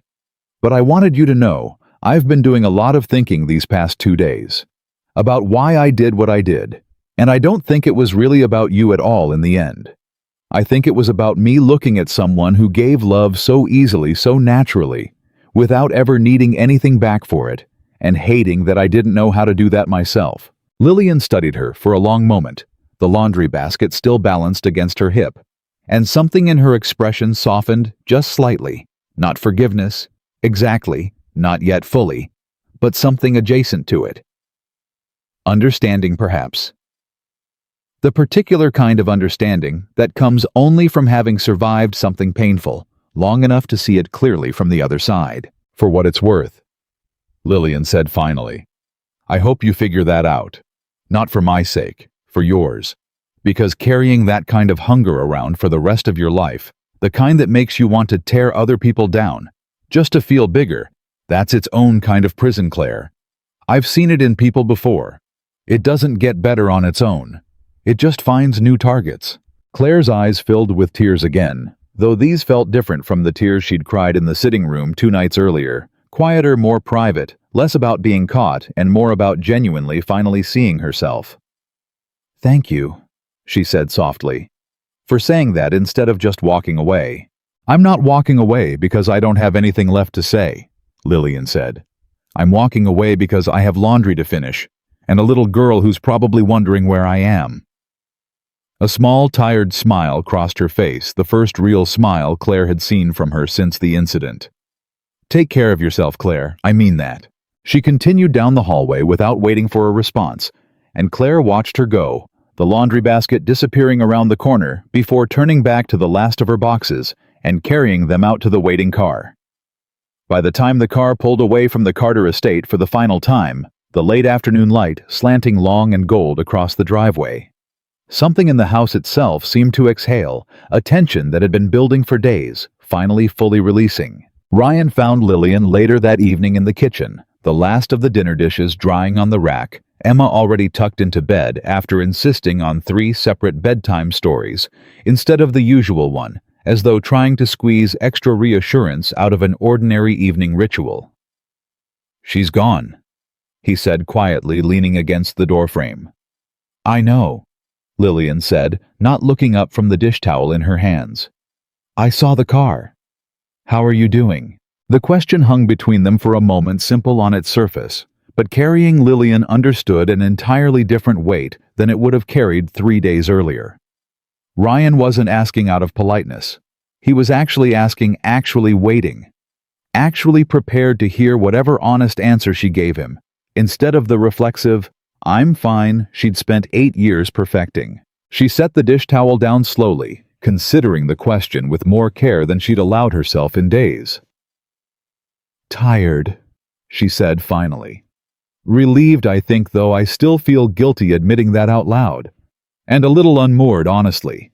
I've spent 8 years knowing exactly what my role was in this house.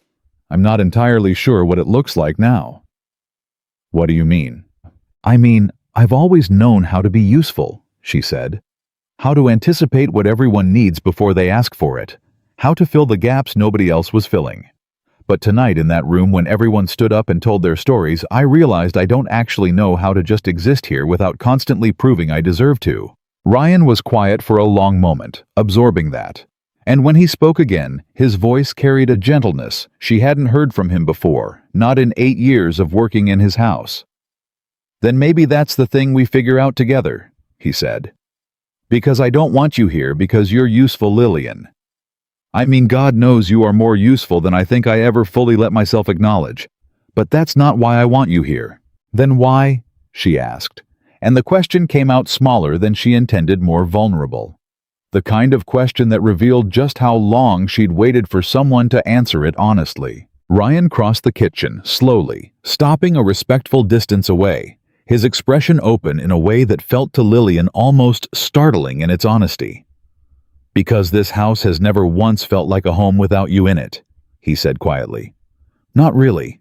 Not the way it's felt these past 8 years, with you keeping it alive in every quiet way nobody else bothered to notice. I want you here because Emma lights up when you walk into a room. I want you here because I don't know how to imagine this family without you in it anymore. And I think, if I'm being completely honest with myself, for the first time in longer than I'd like to admit, I want you here. Because somewhere over these 8 years, without either of us fully realizing it, you stopped being just the person who works in this house and became someone I can't picture my life without." The kitchen went very quiet. Lillian stood there, dish towel forgotten on the counter beside her, staring at Ryan with an expression that shifted slowly from surprise into something far more fragile. Hope, perhaps the kind she'd taught herself years ago. Not to trust too easily. Not after a lifetime of learning that hope was often just disappointment wearing a kinder face. "Ryan," she said carefully, "I don't think this is a conversation we should have 3 days after your engagement ended." "You're right," he said, nodding though he didn't step back. "It's too soon. I know that. I'm not asking you for anything tonight, Lillian. I just needed you to know the truth finally out loud, instead of letting it sit quietly the way everything else in this house has sat quietly for 8 years. She nodded slowly, something in her chest loosening even as another part of her remained carefully, protectively guarded. "Thank you," she said softly, for saying it anyway.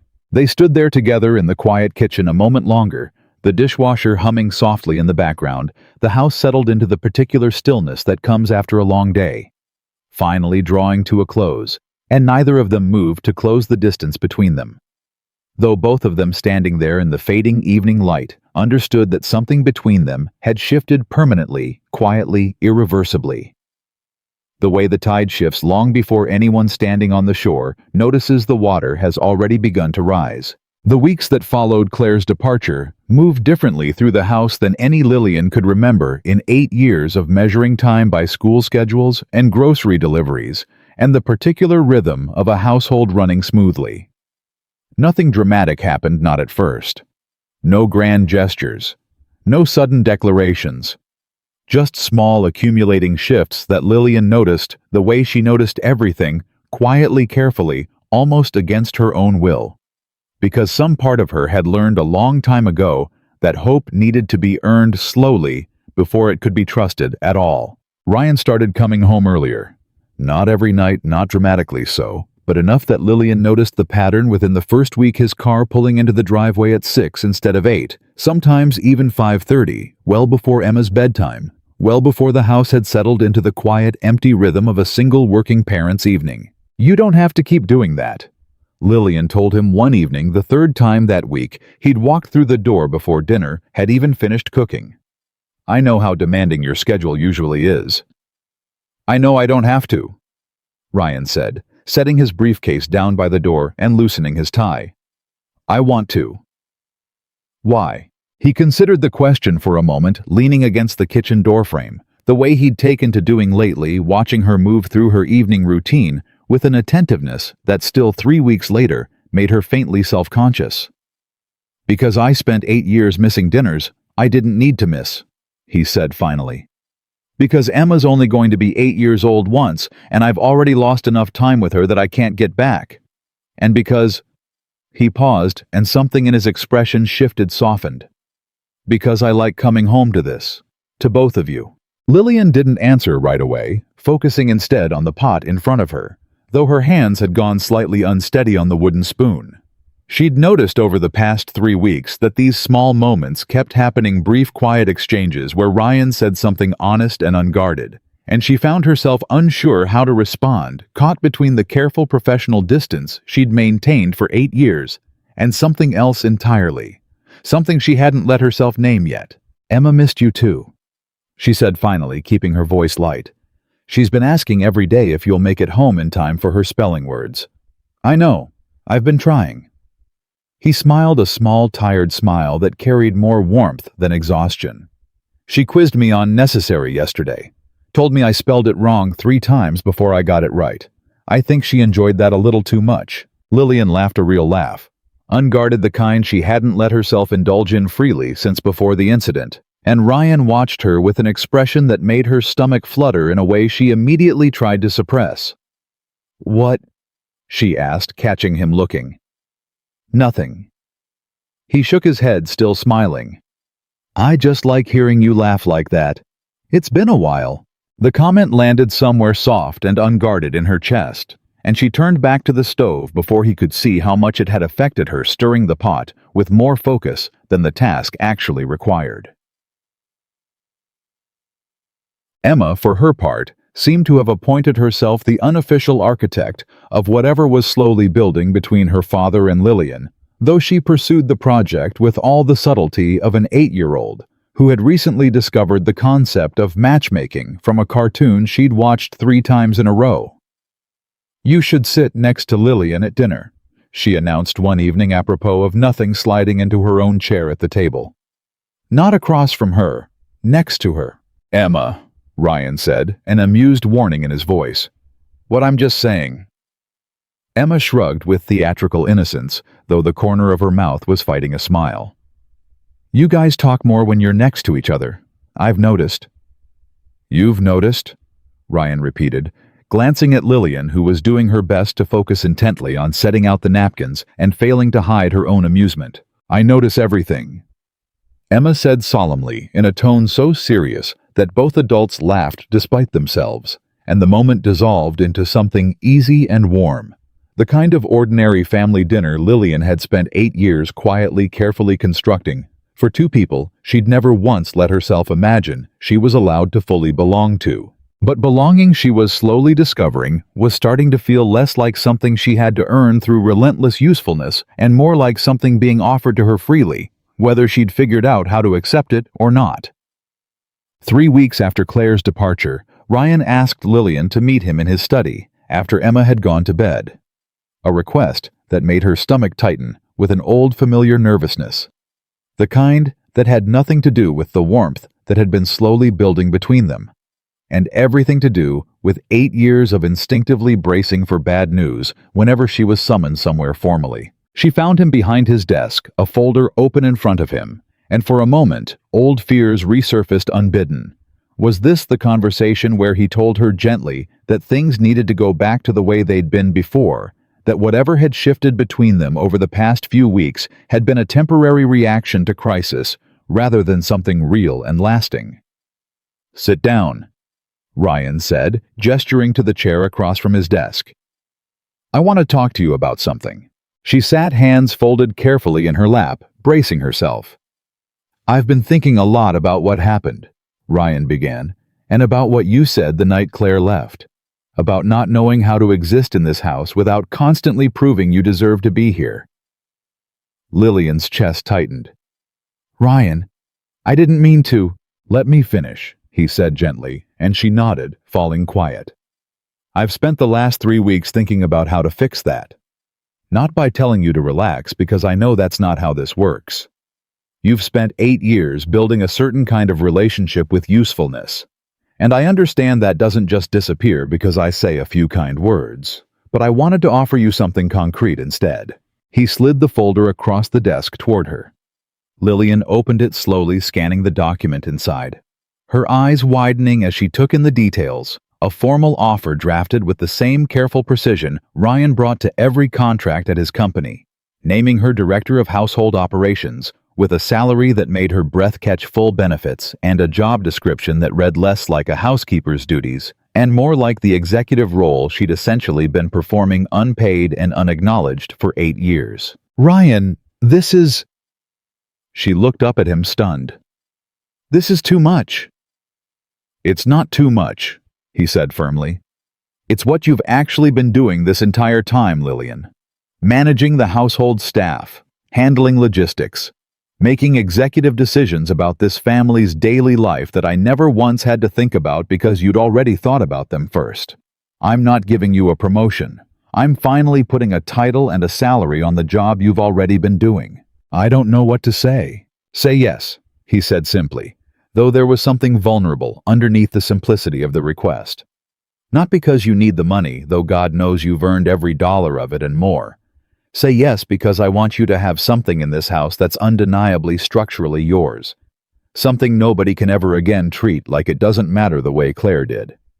I want your position here to be so clearly defined and so clearly valued that nobody, not staff, not guests, not anyone who ever walks through that front door, could mistake what you mean to this family again."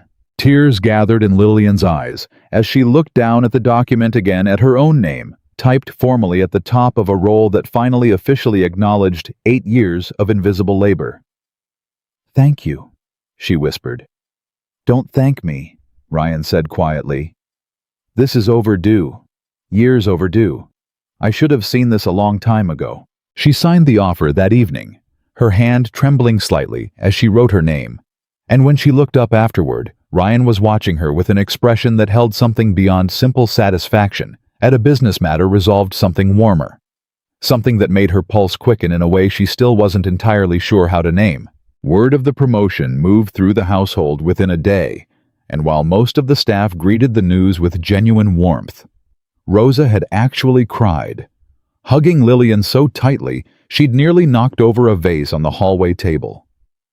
Lillian noticed in the days that followed a quieter undercurrent of adjustment, rippling through the house as everyone recalibrated around a shift in structure that, however deserved, still represented change. A few of the newer household vendors, unfamiliar with the history behind the title, initially treated her with the same brisk dismissiveness they might have shown any staff member addressing their invoices and scheduling questions to Ryan directly out of old habit, as though the woman who now technically approved their contracts were still simply the housekeeper answering the door. It bothered Lillian more than she expected it to, not because she needed the validation exactly, but because the pattern felt uncomfortably familiar, the quiet, reflexive way people continued to underestimate her, even after everything that had happened. "You could correct them," Ryan said one afternoon, after a landscaping contractor had spent an entire phone call talking past Lillian to reach him instead, despite her being the one who'd actually organized the entire project. "I'll back you up on anything you need." "I know," Lillian said, setting down the phone with a tired exhale. "It's not that I need you to fix it. I think I just need to get used to correcting people myself. It's strange I spent 8 years being comfortable staying invisible, and now that I'm supposed to step forward, some old part of me still flinches at it." That makes sense, Ryan said gently. You don't unlearn 8 years of making yourself smaller in a few weeks. No, she agreed. But I'm working on it. And she was. Slowly, deliberately, she began asserting the boundaries of her new role with a quiet confidence that surprised even her correcting vendors, directly making decisions about the household budget, without waiting for Ryan's sign-off on matters clearly within her authority. Speaking up in staff meetings, with an ease that had been entirely absent even a month earlier. Each small act of visibility cost her something. At first, some lingering discomfort she had to push through. But each time that discomfort eased a little more, replaced gradually by something that felt unmistakably like ownership of her own life. It was on one of those newly confident afternoons, while Lillian was reviewing catering quotes for an upcoming charity gala. Ryan's company was hosting that Ryan appeared in the doorway of her office looking more nervous than she'd seen him since the night he'd first admitted his feelings. "There's something else," he said, his voice quieter, now more hesitant than she'd ever heard it. Yes, he hesitated, running a hand through his hair, and for the first time since she'd known him, Ryan Carter, a man who negotiated multi-million-dollar acquisitions without breaking a sweat, looked genuinely endearingly nervous. "I know this isn't strictly appropriate timing," he said. "I know it's barely been a month since Claire left. I know there are probably a dozen reasons why I should wait longer before saying any of this. But I've spent 3 weeks watching you laugh at Emma's jokes at the dinner table, and watching you sit with her when she has nightmares, and watching the way this entire house feels different. Lighter, warmer, more alive. Whenever you're in a room, and I don't think I can keep pretending I don't feel something I probably shouldn't feel yet." Lillian's breath caught. "Ryan, you don't have to say anything back," he said quickly, holding up a hand. "I'm not asking for anything tonight. I needed you to know, because I spent 8 years not seeing you clearly, and I refuse to spend one more day pretending I don't see you now." The study fell quiet. The only sound, the soft ticking of the antique clock on his desk, and Lillian sat there for a long moment, turning his words over in her mind, feeling the careful walls she'd built around herself over years of protecting her own heart tremble slightly under the weight of an honesty she hadn't let herself hope for in longer than she wanted to admit. "I need time," she said finally, her voice soft but steady. "Not because I don't feel something too. I think you already know I do, or you wouldn't have said any of this tonight. But because I need to know that what's between us is really about you and me, and not just about gratitude or relief or the strange intensity of everything that happened this month. I need it to be real, Ryan, not just convenient." "That's fair," he said, nodding slowly, something in his expression settling into quiet respect rather than disappointment. "Take whatever time you need. I'm not going anywhere." That night alone in her room above the garage, Lillian sat with her grandmother's photograph in her hands, turning Ryan's words over in her mind, the way she turned over everything that mattered. Slowly, carefully testing each edge for hidden cracks, before she allowed herself to trust it fully. She thought about the version of herself who had knelt on that marble floor 3 months earlier, certain in that moment that her only value in this house lay in how much she could quietly absorb without complaint. She thought about how far that version of herself already felt from the woman sitting here, now holding an offer of both a career and a future that she hadn't dared to imagine wanting, let alone deserving. What would Grandma say, she wondered, running her thumb over the edge of the worn photograph, if she saw me now, still learning how to let people love me without flinching? She thought she knew the answer. Her grandmother had never been a woman who minced words, and Lillian could almost hear her voice now, warm and certain, the way it had sounded on that porch all those years ago. Baby girl, love isn't supposed to feel like something you have to survive. If it feels like survival, it isn't love. This feels like rest. Let yourself have it. The following weeks unfolded with a kind of careful, deliberate tenderness that neither of them rushed. Ryan didn't push. He simply continued showing up for dinners, for Emma's school events, for quiet evenings in the kitchen, where conversation flowed easily between them in a way it never quite had before, back when Lillian had carefully guarded every interaction behind the professional distance she'd maintained for 8 years. She found herself gradually letting that distance soften. Not disappearing entirely, some habits ran too deep for that, but shifting slowly into something that felt less like armor and more like simple comfort. Emma's school held its annual fall showcase in early October, a modest evening event where the second-grade class performed a short play about the changing seasons, and Lillian found herself standing beside Ryan in the crowded auditorium. Both of them craning for a glimpse of Emma in her cardboard leaf costume, laughing so hard at the sight of her that they nearly missed her one line. "Did you see her face when she spotted us?" Ryan asked afterward, guiding Lillian through the crowd toward the refreshment table, his hand resting lightly naturally at the small of her back, in a way that had become over the past weeks unremarkable between them. She looked like she'd just won an Olympic medal. "She practiced that line 40 times this week," Lillian said, laughing. "I think I could recite the entire play from memory at this point." "I think I could too," Ryan admitted, "though I'll deny it if you ever repeat that to her." They found a quiet corner near the coat check away from the crush of other parents, and stood there together for a moment, watching Emma across the room, proudly showing off her leaf costume to a cluster of classmates, gesturing animatedly toward where her father and Lillian stood, as though making sure everyone understood that both of them had come specifically for her. "She introduces you as family now," Ryan said quietly, watching his daughter. "Have you noticed that not our housekeeper, not even Lillian who lives with us, just family?" "I noticed," Lillian said softly, something tightening warmly in her chest. "It still catches me off guard every time." "Get used to it," Ryan said, glancing at her with a small private smile. "I don't think she's planning on stopping anytime soon." One evening in late autumn, nearly 2 months after Claire's departure, Ryan found Lillian in the garden room sitting alone with a cup of tea, watching the last light of the day fade over the grounds. He sat down beside her without asking, and for a while neither of them spoke. "Emma asked me something today," he said finally. "What did she ask?" "She asked if you were going to be her stepmom someday." He glanced at her, a faint, hopeful smile tugging at the corner of his mouth. "I told her that was something you and I still needed to figure out together. But I have to admit, the way she asked it, like it was already obvious, like she'd already decided the answer for both of us, it made something in my chest feel a lot lighter than I expected." Lillian smiled, setting her tea down carefully. "She's not exactly subtle." "No," Ryan agreed, laughing softly. "She never has been." They sat together in comfortable silence for a while longer, the garden settling into evening shadow around them.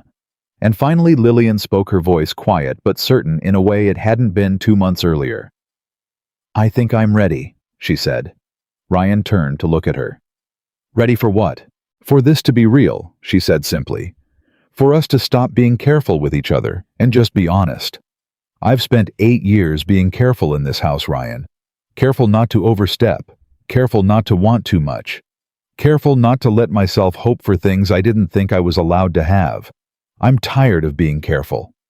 Something in Ryan's expression shifted, softened, opened in a way she'd never quite seen before.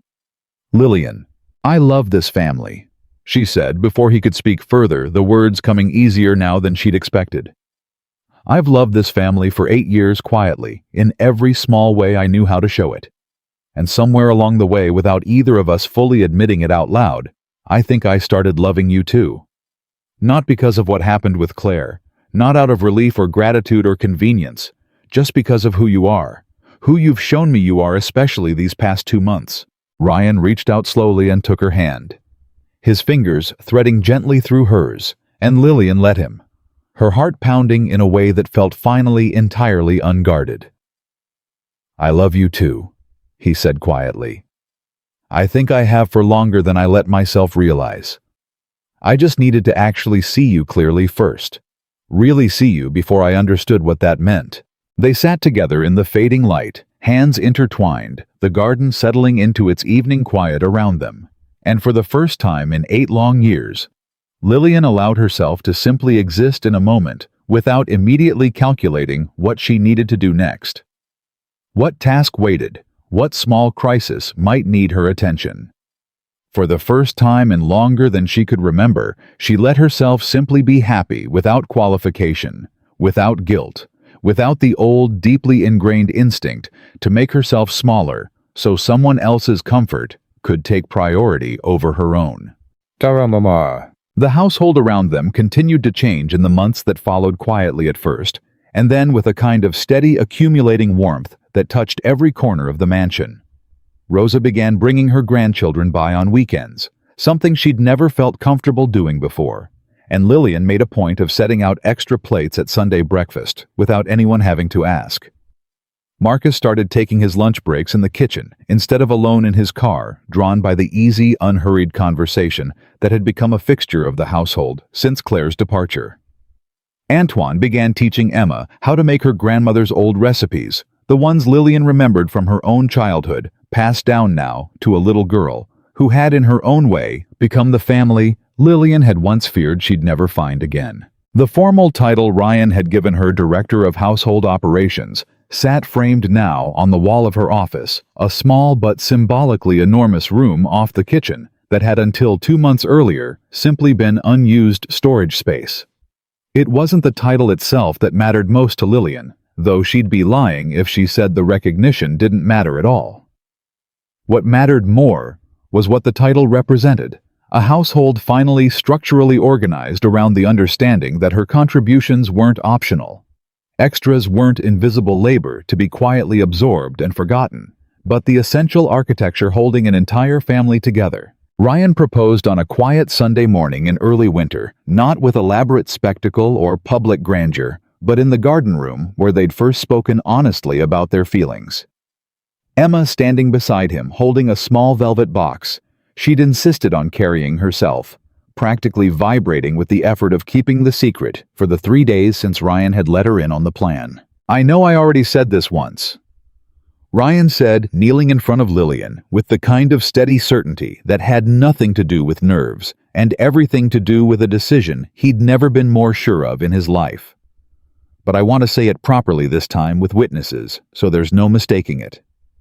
I love you, Lillian Brooks, not because of what you do for this family, though I am endlessly grateful for every single thing you've given us. I love you because of who you are, your patience, your quiet strength, the way you make every single person in this house feel seen and valued, including me, especially me at a time when I desperately needed someone to remind me how to feel like a whole person again." Emma, unable to contain herself any longer, blurted out, "Just say yes already," which broke the solemnity of the moment into warm, unguarded laughter, and Lillian, tears streaming down her face, knelt down to Ryan's level and kissed him before she'd even fully said the word aloud. "Yes," she said, finally laughing through her tears. "Yes, of course, yes."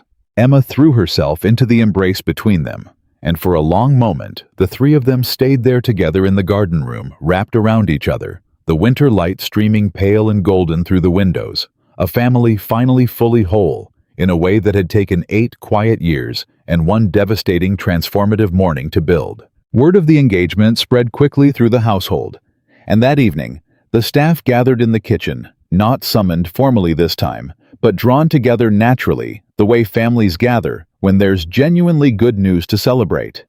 Rosa cried openly, hugging Lillian so tightly she nearly knocked the wind out of her. Antoine produced seemingly out of nowhere a bottle of champagne he'd apparently been saving for exactly this occasion, though he refused to say how long he'd known it was coming. Marcus raised a toast that started sincere and ended predictably in good-natured teasing about how long it had taken the two of them to admit what everyone else in the house had apparently seen coming for months. Lillian stood in the middle of it all, surrounded by the people who had become over 8 years and 1 painful transformative month, something far more essential than co-workers or employers, a family built not from blood, but from the accumulated weight of quiet loyalty, hard-earned trust, and the simple radical act of finally being seen. She thought, standing there with Ryan's hand in hers, and Emma leaning happily against her side, about the morning 3 months earlier when she'd knelt on that cold marble floor and felt something break inside her, the invisible, unspoken contract she'd made with herself years ago, the one that said her worth depended entirely on how much she could quietly give away without ever asking for anything in return. That contract, she understood now, had needed to break. Not because giving was wrong, not because kindness was a weakness to be trained out of her, but because she had spent far too long believing that love only counted if it went unnoticed, unpaid, unacknowledged, that being seen and being valued were luxuries reserved for other people. Not for a woman who had spent her whole life learning to make herself small enough to fit wherever she was needed. She knew better now. And as she looked around the kitchen at the people celebrating alongside her, genuinely warmly, without a single trace of the careful hierarchy that had once defined every interaction in this house, she understood that the version of herself who had once believed she needed to earn her place through relentless, invisible usefulness was gone for good, replaced by a woman who finally fully understood her own worth. Ryan caught her eye across the crowded kitchen, raising his glass slightly in her direction, and Emma, wedged happily between them, tugged at both their hands until they came together again, laughing. The three of them standing at the center of a household that had, over the course of one difficult transformative season, remade itself into something neither grief nor cruelty had managed to break a family finally whole, built on the simple, hard-won understanding that quiet love deserved to be spoken out loud. Spring arrived at the Carter estate the way it always had, the gardens along the back terrace slowly filling with color. But this year, for the first time in longer than Lillian could remember, the season felt like it belonged to her too, not just something she tended for other people's enjoyment. She stood at her bedroom window one morning in early May, watching Emma race across the lawn, chasing something invisible, and delighted, and felt a kind of settled peace she hadn't known she was capable of holding on to for this long. The wedding was small, exactly the way Lillian had wanted it. No towering guest list, no performance for people who'd never truly known either of them. Just the household staff who had become family, a handful of old friends, and Emma standing proudly at the front, as both flower girl and, as she insisted on being called, the official witness. Ryan waited for her beneath a simple white arch strung with the same white lilies that had sat on the entry table the morning everything had fallen apart. A detail Lillian had chosen deliberately quietly, without telling anyone why. She wanted that memory reclaimed. She wanted the flowers that had once witnessed her humiliation to now witness something entirely different. Rosa cried before Lillian had even made it halfway down the aisle, dabbing at her eyes with a handkerchief she'd clearly brought for exactly this purpose. Antoine stood beside Marcus, both of them looking uncharacteristically formal, in suits, both grinning like men who'd been waiting a long time for this particular afternoon. Tomas, seated near the back, offered a small, proud nod as she passed the same quiet gratitude he'd carried since the day she'd sat with him translating irrigation manuals at the kitchen table. Ryan's eyes were wet by the time she reached him, and he didn't bother hiding it, which made something in Lillian's chest ache with a tenderness she still even now occasionally found startling. "You look," he started, then stopped, shaking his head slightly, as though the words weren't sufficient for what he actually wanted to say. "You don't have to finish that sentence," Lillian said, softly smiling. "I can see it on your face." "I love you," he said instead, simpler, truer than anything else he might have tried to say. "I love you, and I am so unbelievably grateful that a hallway full of people who should have stopped something terrible from happening ended up eventually leading me here. To this. To you. I love you too." Lillian said, her voice steady, despite the tears gathering in her own eyes now. "And I'm grateful too. Not for what happened, never for that, but for everything it forced us to finally see clearly." The ceremony itself was brief, unadorned, exactly as they'd both wanted vows spoken plainly, without embellishment, because neither of them needed elaborate language to say what they'd already proven to each other through months of quiet, steady devotion. When the officiant finally pronounced them married, Emma let out a whoop of triumph, loud enough to draw laughter from the entire small gathering, breaking whatever solemnity remained, and replacing it with something warmer, easier, entirely more fitting for the family they'd become. At the reception afterward, held in the same garden room where Ryan had first admitted his feelings months earlier, Lillian found a quiet moment alone near the edge of the terrace, watching the gathered guests laugh and mingle in the soft evening light. Ryan found her there a few minutes later, 2 glasses of champagne in hand, offering her one before settling beside her. "Regrets?" he asked, only half joking. None, she said, immediately taking the glass. Just thinking. About what? She considered the question for a moment before answering. Watching Emma dance clumsily with Rosa near the makeshift dance floor, watching Antoine laugh at something Marcus had said, watching an entire household that had once nearly shattered under the weight of one woman's cruelty, now standing whole, healed, thriving in ways none of them could have predicted a year earlier. About how strange it is, she said finally, that the worst morning of my life ended up being the beginning of the best year. I spent 8 years believing my value in this house depended entirely on staying quiet, staying useful, never asking for more than what I was given. And it took someone trying to make me feel smaller than I've ever felt to finally understand how much bigger I actually deserve to be. Ryan reached over and took her hand, lacing his fingers through hers, the way he had that first honest evening in the garden. For what it's worth, he said quietly, I don't think you needed that morning to deserve any of this. You always deserved it. It just took the rest of us far too long to see it. Maybe, Lillian said, resting her head against his shoulder. But I've stopped needing to relitigate what should have happened sooner. I'd rather just be grateful for what's happening now.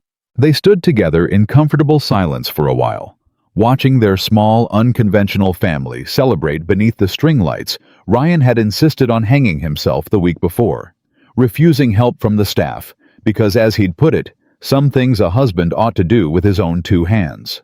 Later that evening, after most of the guests had gone, and Emma had finally reluctantly been convinced to head to bed following 3 separate rounds of goodnight hugs distributed generously to everyone still present, Lillian found herself standing once more in the front hallway, the same hallway where nearly a year earlier she had knelt on cold marble and felt something break inside her that she hadn't known how to name at the time.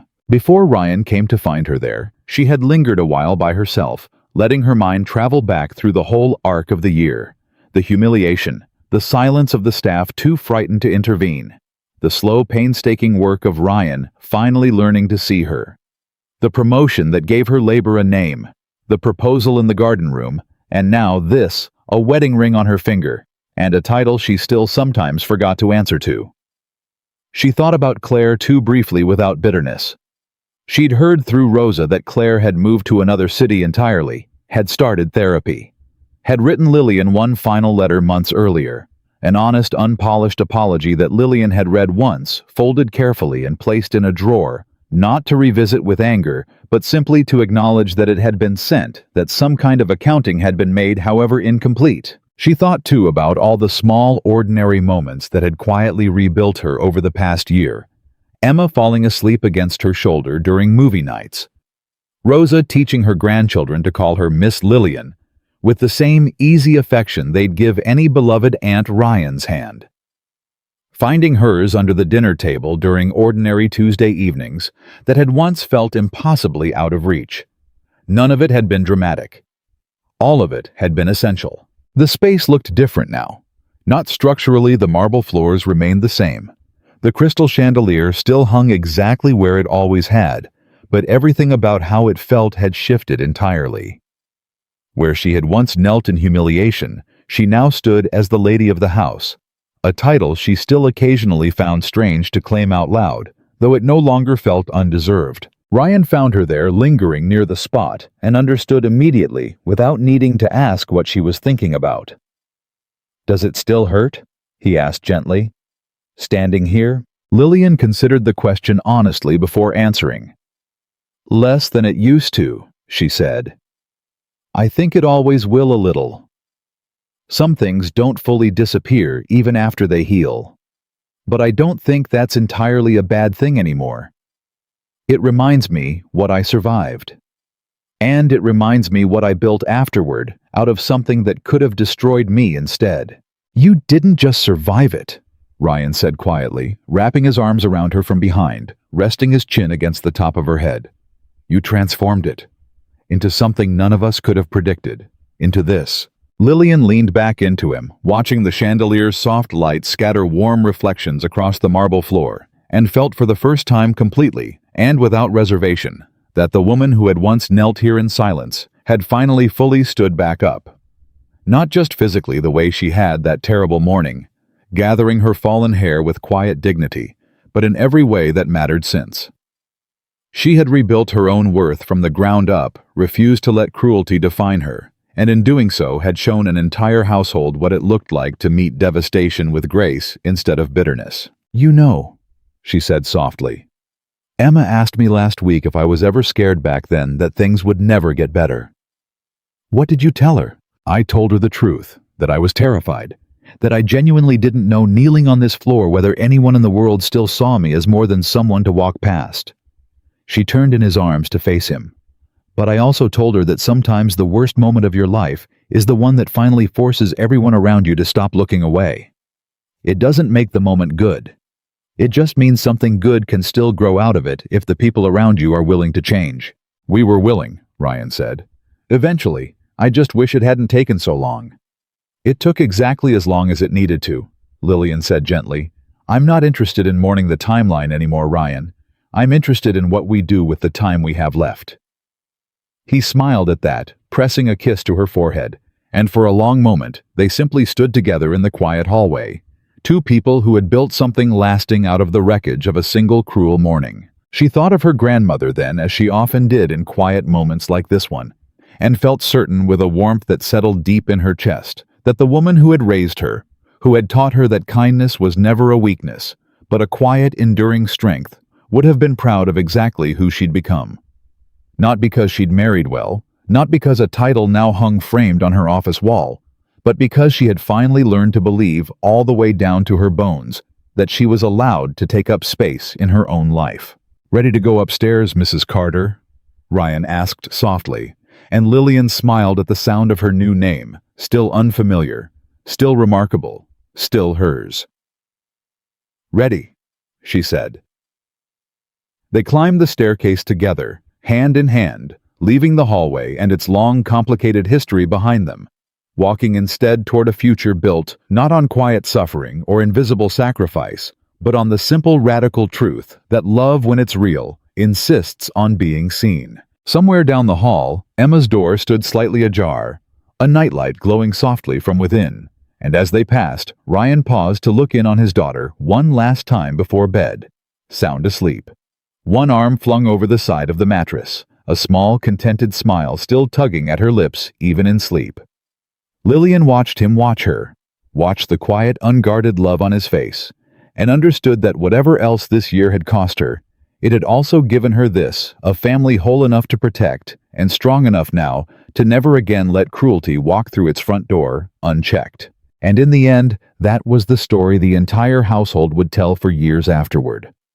Not the story of a woman who was once humiliated, but the story of a woman who refused to let humiliation have the final word, who turned a moment of cruelty into the foundation of something unbreakable, and who proved beyond any doubt that the quietest strength in any room is often the one holding everything else together. Lillian Brooks had spent 8 years being underestimated. She would spend the rest of her life being unmistakably, undeniably seen.